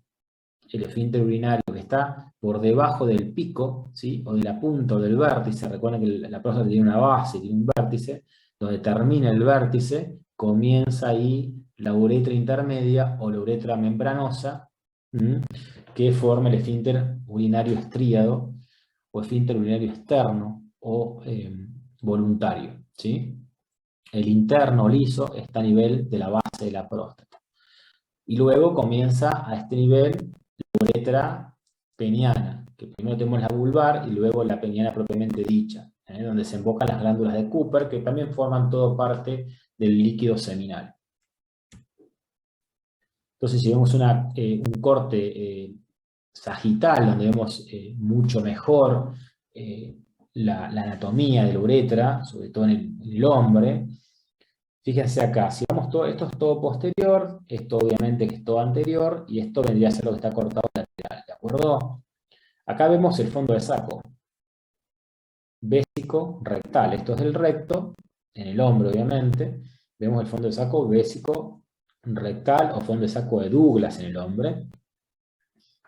Luego vemos una relación importante de la cara posterior de la vejiga, viendo donde desembocan casi los uréteres, ¿no? De las vesículas seminales, que eran estas estructuras como mamelonadas, multitabicadas, con múltiples, digamos, celdillas, ¿sí? Y que junto con el deferente, que obviamente viene de lateral, no lo vemos acá, cuando se unen, forman un conducto que es de 1 a 3 centímetros de longitud, que es el eyaculador que veíamos recién, cómo desembocaba la uretra prostática, ¿sí? Un conducto que va de arriba hacia abajo, de atrás hacia adelante, que atraviesa toda la próstata y desemboca en la uretra prostática, ¿sí? Y esta prolongación, también se recuerdan que habíamos hablado, y creo que en la clase lo preguntaron el martes pasado, aponeurosis rectoprostática de Denon-Villiers, que es como también una fase de coalescencia, una prolongación del peritoneo en el fondo del saco de Douglas que separa el recto de la próstata. Aponeurosis rectoprostática de Denon-Villiers. Y es por eso que esto es importante también, porque uno si pone el dedo por acá puede palpar en la cara anterior del recto, digamos, la cara posterior prostática, ¿sí? Para ver si está aumentada de tamaño, sobre todo la consistencia, si está más dura o menos dura, para sospechar cánceres a nivel prostático. También vemos las dilataciones de la uretra. Tiene 3 dilataciones. Una dilatación a nivel de la uretra, la primera parte, que es la uretra prostática, luego a nivel vulvar, y la última que no se ve acá, que es a nivel navicular, a nivel del glande, son las 3 dilataciones de la uretra prostática. ¿De acuerdo? ¿Qué más? Bueno, acá vemos las glándulas vulvarentrales desembocando, digamos, en la región vulvar, ¿sí? de la uretra vulvar. La uretra que tiene esta porción, digamos, que es más rectilínea, como quien dice, y por debajo del pubis hace una curvatura de 90 grados para continuar luego en la segunda curvatura, ¿sí? A nivel peniano, y obviamente que en la erección desaparece esta curvatura infrapúbica con respecto a la erección del hombre, ¿no? Y entonces, primera parte, porción prostática, porción de la intermedia o membranosa, y luego la peniana, que tiene una parte vulvar más dilatada, y la otra parte peniana propiamente dicha, ¿sí? Son 3 porciones, se pueden considerar 4 si se quiere, de uretra prostática con respecto a la anatomía. Si uno va a la cuestión práctica, como les decía recién, hay una uretra posterior que involucra la prostática y la intermedia, y una uretra anterior que involucra la peniana. Y acá vemos un poquito más en un corte, digamos, frontal, bien recto. Lo otro que le había mencionado, si entendían o no entendían la imagen, era porque estaba cortada a este nivel, porque obviamente como hace la curva a nivel vulvar, por debajo del pubis, veíamos solamente un orificio, ¿no? Pero tenemos todas las porciones de la uretra, y acá la dilatación que me faltaba mencionar, que es a nivel, o la fosa navicular, a nivel del glande. Esto, por ejemplo, es una cisturetografía, donde vemos la uretra, la vejiga. Y esto que vemos acá, por ejemplo, es el utrículo prostático. Hay pacientes que no son virilizados completamente y puede quedar como una pseudovagina, por ejemplo, ¿sí? Esto, cuando nosotros veíamos, yo le comentaba recién de esta involución de... Deme un segundito, ¿no?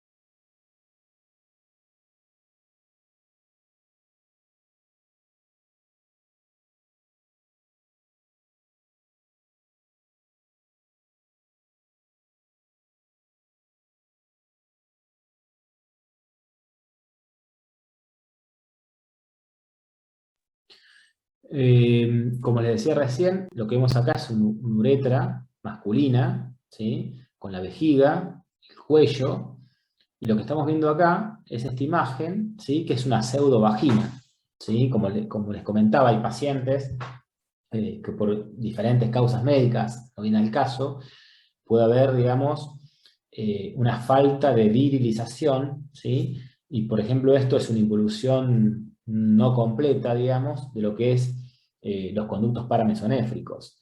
Entonces queda como una pseudovagina que en el hombre, digamos, que ha completado digamos, la involución de estos conductos, se manifiesta con lo que es el colículo seminal o el verum montanum, que es esa prominencia en la pared posterior, que es la que vemos acá, ¿sí? Y lo que desemboca al medio es justamente este utrículo prostático o útero o vagina masculina. ¿Se entiende eso o no?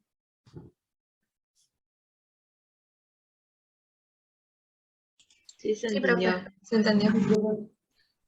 Ok. Profe, aprovecho un segundo para hacer una pregunta, que por ahí la repetiste muchas veces, pero me terminé confundiendo. Con respecto al saco de Douglas, digamos, en la mujer sería el fondo de saco recto uterino.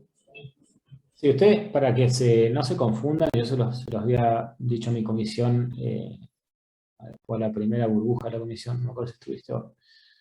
Sí, sí, yo estaba y ahí fue donde se me hizo un poco una confusión. Porque alguien postuló que solamente hay saco de Douglas en la mujer, ¿correcto? Claro, sí, sí, se había dado esa charla.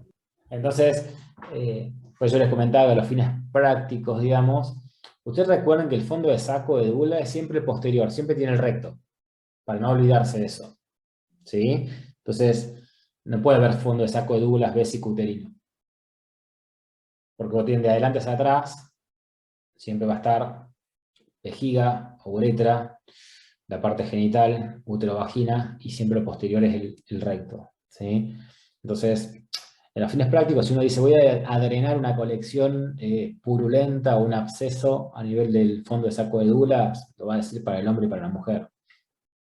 Tiene un absceso en el Douglas, o tiene una colección en el Douglas, ¿sí? Siempre involucra el recto, o sea que siempre es el posterior, o es el útero rectal, o es el vésico rectal en el hombre, ¿sí?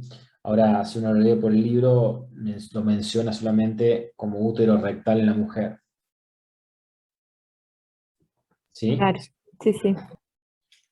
Ok, y esto un poco, bueno, esta es la próstata, ¿no? La próstata que tiene una base superior, un vértice inferior, y donde termina el pico de la próstata, o el vértice de la próstata, tenemos el esfínter urinario liso, que es el que ven acá, que forma parte, digamos, de la próstata o de la uretra prostática, y luego el esfínter urinario externo o estríado, que tiene dos componentes, uno más profundo de forma bien esfintérica y uno más superficial que se extiende por la cara anterior de la próstata, ¿sí? Pero está, a los fines prácticos, digamos, es el que se encuentra, digamos, rodeando la uretra a nivel de la uretra intermedio, la uretra membranosa.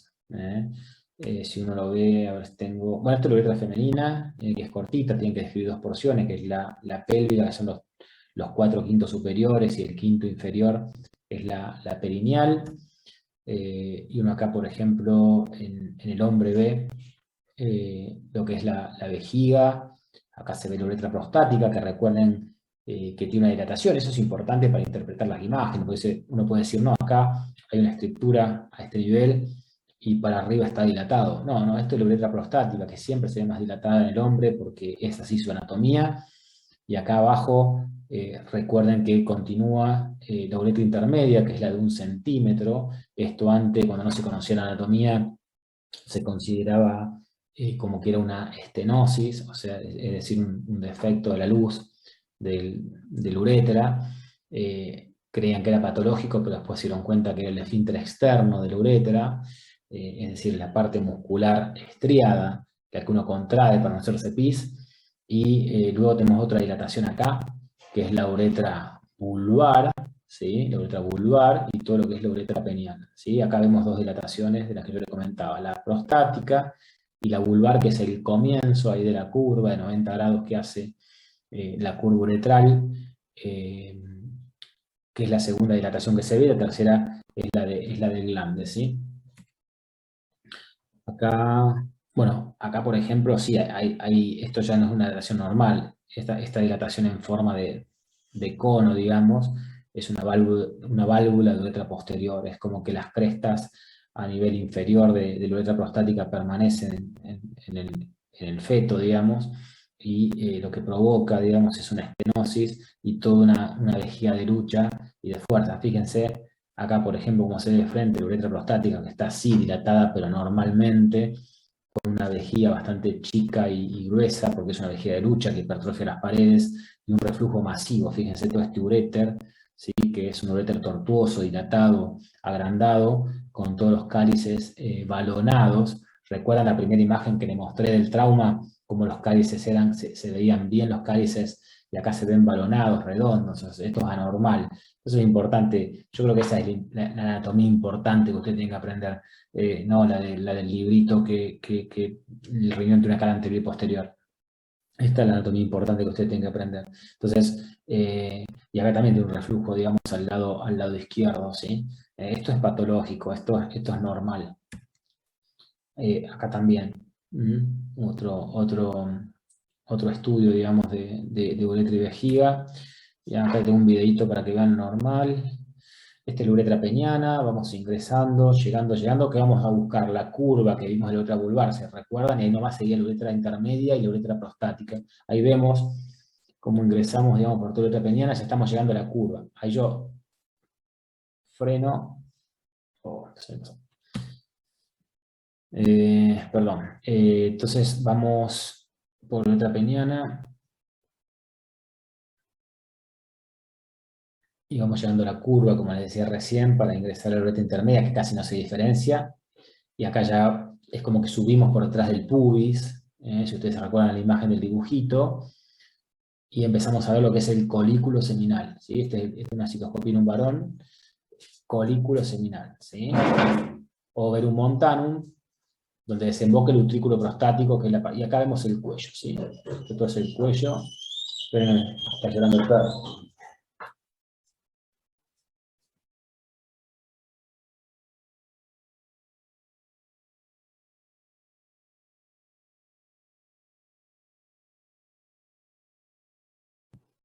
Perdón.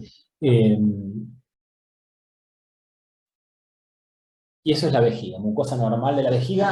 Fíjense que bien que se ve, lo voy a frenar ahí, que bien que se ve lo que es el trígono, ¿sí? Meato derecho, meato izquierdo en forma de hendidura, la cresta, pasa que está muy extendida la vejiga con mucho líquido, con lo cual se ven bien lisas las paredes, son más arrugadas y se desinfla, y se ve la cresta intermeatal, intermeatal. Y ahora vamos a ir saliendo, para que vean el trígono completo, al cuello, ¿sí? Muchas veces vemos el uréter acá, si es ectópico podemos ver el uréter acá, el orificio acá en el cuello, ahí vemos perfectamente el verum montanum o colículo seminal, con el frenillo inferior, ¿sí?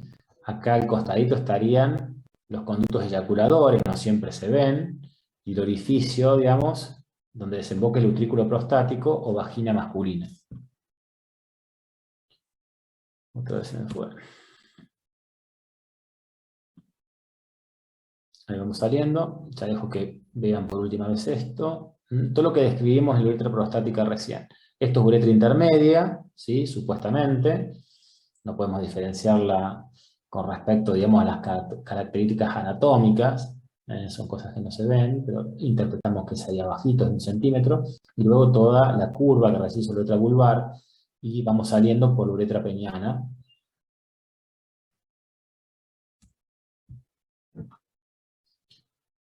Esto es un divertículo vesical, para que vean también un poco la anatomía. También estamos ingresando por uretra. Vemos la vejiga un poco más desinflada, con algunos mamelones. Fíjense este divertículo. ¿Recuerdan recién cuando les mostraba esa cistoidrografía con 2 globitos al costado? Que esos son divertículos. Bueno, es este globo, digamos, ¿no? Esta es la boca, o el cuello del divertículo. Estamos entrando ahí ahí entramos adentro del divertículo. Lo que no encontramos es el meato ureteral, porque está deformada la anatomía, con lo cual esto es un catéter que estamos ingresando para ver si podemos encontrar el meato ureteral para protegerlo y después poder resecar el divertículo. Esto se llama transvesicoscopía, es la laparoscopía dentro de la vejiga. Es un paciente que operé de un divertículo vesical y un reimplante vesiculoreteral. Entonces metimos una pinza transabdominal y levantamos el divertículo.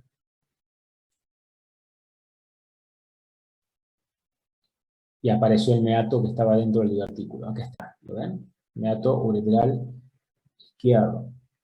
Entonces una vez que lo cateterizamos por debajo, quedó cateterizado el uréter, ¿ven? Como es el uréter, como viene ahí, pero esto es una anatomía deformada.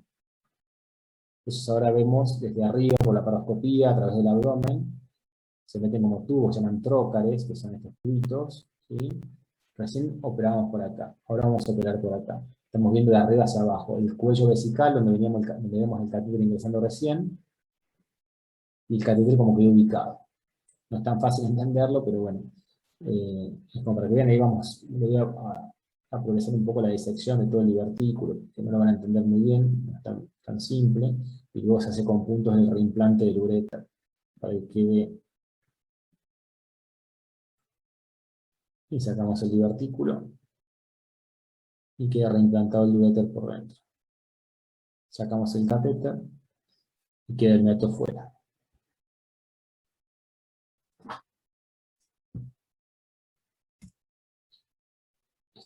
Este video se lo mostré, me parece ya, no sé si hay gente de otra comisión, como para que lo vea, y si no, bueno, servirá de repaso.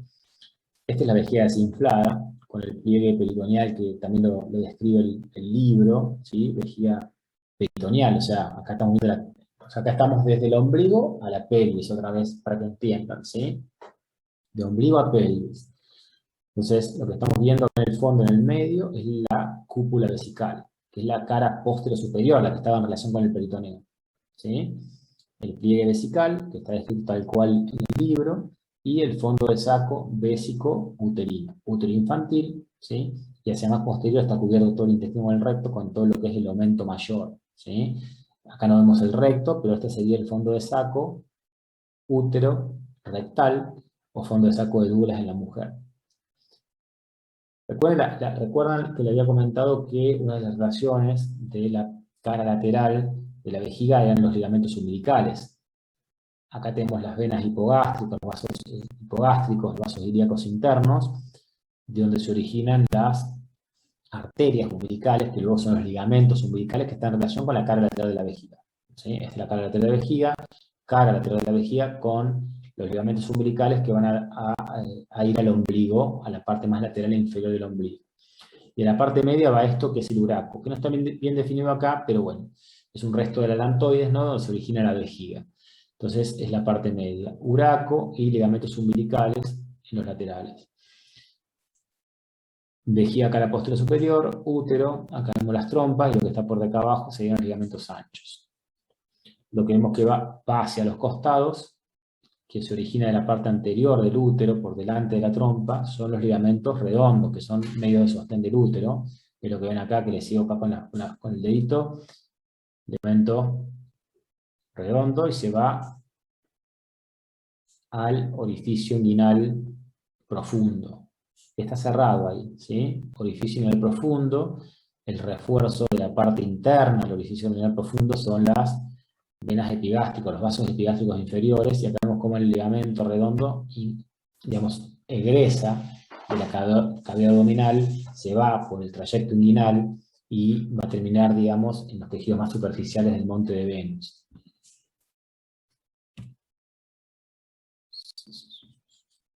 Bueno, ahí. Seguimos viendo, vemos cómo recorre toda la cara posterior del recto, los vasos epigástricos inferiores. Y ahora volvemos hacia el medio, vemos el útero, los ligamentos anchos ahí abajo, son ligamentos anchos, y el ligamento redondo del lado opuesto, que también se va al anillo inguinal profundo. Como verán, no es tan fácil, digamos, ni tan claro como se ven los dibujos de los libros de anatomía. O sea, acá está todo tapizado por el peritoneo porque no tiene una hernia, pero bueno, si uno quiere identificar en lo quirúrgico el anillo inguinal profundo, tiene que seguir el deferente, los vasos testiculares en el hombre o el ligamento redondo en la mujer. Los ligamentos umbilicales, todo tapizado por el peritoneo y la pared anterior del abdomen. Acá seguimos el ligamento umbilical, lo seguimos. Y acá freno. Entonces tenemos, el uréter vendría por acá abajo, no se ve en este momento, pero tenemos todo lo que es la trompa, con las fimbrias, y el ovario, y todo lo que es el ligamento ancho, con el mesogastrio, y todo lo que es el parametrio propiamente dicho, ¿sí? Esta es la hoja, digamos, posterior del ligamento ancho. La hoja anterior está por delante, no la vemos. Seguimos andando. Ahí levantamos el útero ovárico, que está pegado a la pelvis, ¿sí? Y vemos, ya vemos algunas estructuras, como ser todo el ligamento ancho, ¿sí? Todo el ligamento ancho acá, la hoja posterior, y ya vemos el uréter acá, tapizado por el peritoneo parietal posterior, todo lo que es el uréter retroligamentario. Si este es el ligamento ancho, lo que vemos acá, reptando, es el retroligamental, ¿sí? El infra estaría dentro del ligamento ancho y el pre no lo vemos, más en relación con la vejiga y la vagina, en la mujer estaría más adelante. Y acá arriba estaría el uréter sacroilíaco. Entonces ahora lo vamos a tocar como para que repte. Ahí ven el ovario, fíjense cómo el peritoneo termina a este nivel y se considera que es el único órgano, o sea, no está revestido por peritoneo, sino que es la cápsula ovárica propia, pero el peritoneo termina a este nivel, ¿sí? El ovario queda colgado dentro de la cavidad abdominal, único órgano intraabdominal. Ahora vamos a tocar el uréter con una pincita para que repte. Fíjense cómo repta, pues no tiene un muy buen peristaltismo. Ahí lo ven reptar, ¿ven? ¿Ven cómo se mueve solito? Entonces, tenemos, acá están los vasos ilíacos. Entonces, todo lo que ven acá es uréter sacroilíaco, y acá se ve perfectamente todo lo que es el ligamento ancho, que se desprende de la cara lateral del útero hasta la pelvis, hasta la pared pélvica, y el uréter, desde acá hasta acá, retroligamentario. Si uno busca las relaciones del lado externo, estaba colgado el ovario, y del lado interno vamos a tener el recto de este lado. Que él tengo colgado el ovario como para poder observarlo. Fíjense acá, el ligamento, ahí esa foto se ve, 2 segundos ahí. Un segundo, voy a frenar ahí. Ahí. Entonces estos son los vasos ilíacos, acá tenemos el uréter sacroilíaco, y desde los vasos ilíacos, que son estos, que los cruza en X, de acá hasta acá, uréter retroligamentario. Esa foto también se ve muy buena, ahí ven toda la foto, digamos, de lo que es el piso pélvico, fondo de saco vésico, acá está desinflada la vejiga, pero es el vésico uterino, y para atrás el vésico rectal, que ya lo vamos a ver mejor. Fíjense todo el ligamento ancho, todo el ligamento ancho, las trompas, mesovario. Y ahora vamos a ver el fondo de saco de Douglas de una manera mucho mejor. Fíjense en el recto acá, esto es el recto superior, ¿no? Porque el inferior, recuerden que el recto tiene 2 porciones, una intraabdominal y una infra, ¿no? Entonces acá están viendo el recto, la parte abdominal, y acá tenemos el fondo de saco, útero, rectal. Todo esto es el fondo de saco de Douglas, ¿sí? Fondo de saco de Douglas. Ligamentos anchos. Acá y acá.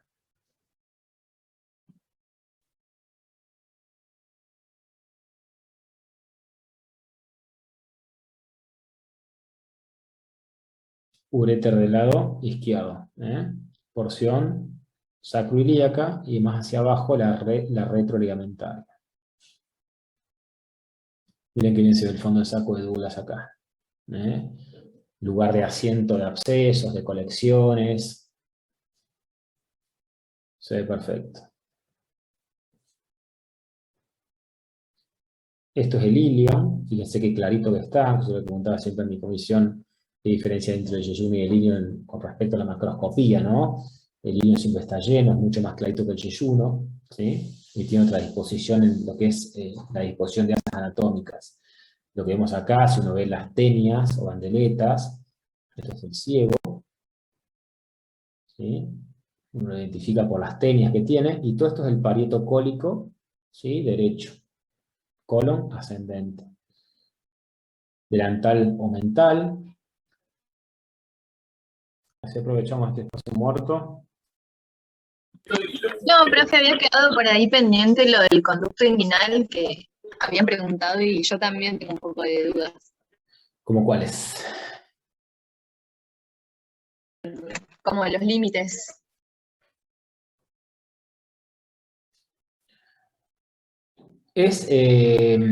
No tengo acá, no tengo power hecho de conducto inguinal, tendría que armar uno como para poder explicarlo un poco mejor. Si uno, lo único que podemos ver acá, digamos, de conducto inguinal es el orificio inguinal profundo y, si se quiere, la pared posterior tapizada por el peritoneo. Tienen que saber los límites, digamos, lo que es la dirección y el contenido, sobre todo, que contiene cada uno. Ahí vimos perfectamente la mujer cómo entraba el redondo. Ya habíamos dicho que en el hombre, lo vimos en la clase de genital masculino, que tenía componentes anteriores y posteriores, lo que es el contenido, que era el cordón espermático, que es lo más importante y que se pregunta mucho en los exámenes, que a nivel anterior tenemos el conducto peritoneo vaginal, que dependía, digamos, del peritoneo, los plexos venosos anteriores, ¿sí? Y la arteria testicular, y a nivel posterior teníamos los plexos venosos posteriores, el conducto deferente, que era interno y bien posterior, ¿sí? Y algunos de los nervios también. Entonces, eso tienen que saberlo bien porque se nos pueden preguntar, ¿sí? Con respecto al anillo inguinal profundo, que estaba formado, digamos, ahí con un refuerzo posterior, interno, que lo único que pudimos ver ahí es en los vasos epigásтрicos inferiores, que en realidad es más externo pero más profundo, ¿sí? Y el anillo inguinal superficial es más interno y más superficial, obviamente. Lo que tienen que saber es los pilares con los cuales está formado, ¿sí? Los pilares que son dependencia de la aponeurosis del oblicuo mayor, ¿sí? Y lo que tienen que ver bien es la pared posterior, ¿sí? Que es asiento de hernias, ¿de acuerdo? Es asiento de hernias. Si la hernia empuja de atrás para adelante, se llaman hernias directas, es decir, empuja la pared posterior, sobre todo en el tercio medio, que es el tercio, digamos, que no tiene refuerzos. Tiene que saber los refuerzos de la parte interna y la parte externa del trayecto inguinal, y en la parte media, que solamente tenemos fascia transversalis recubierta hacia posterior por peritoneo, es el asiento de hernias posteriores o hernias inguinales directas, es decir, la que empujan con intestino de atrás para adelante. Y si se mete por el orificio inguinal profundo, es donde se mete en el anillo inguinal, digamos, donde se mete, digamos, donde sale la testicular y donde entra hacia el abdomen deferente, que cuando lo vemos así como lo vimos recién, está cerrado, está peritonizado, está cerrado, eso es lo normal en la persona, pero si entra el intestino, si entra el líquido, se llamaba hidrocele, hidroagua, cele, quiste de agua, ¿sí? Que lo veíamos representado por una colección líquida a nivel testicular, por el ingreso del conducto peritoneo vaginal permeable. Y si se mete tripa, si se mete intestino, ya sea lo más frecuente que ingrese ahí es el intestino delgado, porque es más móvil, son hernias indirectas. También puede ser frecuente, sobre todo en las nenas, el ovario, que podamos palpar dentro del trayecto inguinal ovario, se puede ingresar ovario, o bien colon, ¿no? O otras estructuras, digamos, dentro de la pared abdominal. Eso es la hernia. Lo que tienen que saber básicamente es eso, lo demás es mucho teoría, no se ve en los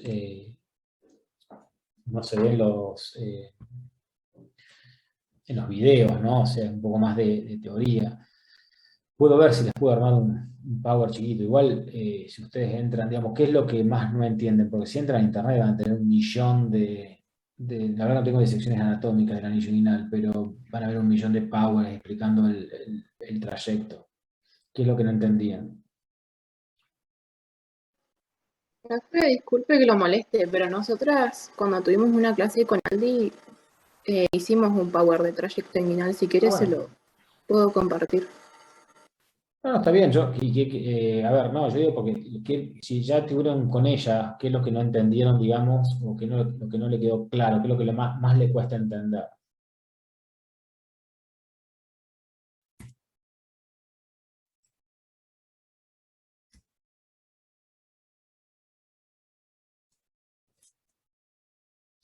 O si compartirlo ahora. Sí, lo tengo acá, mano.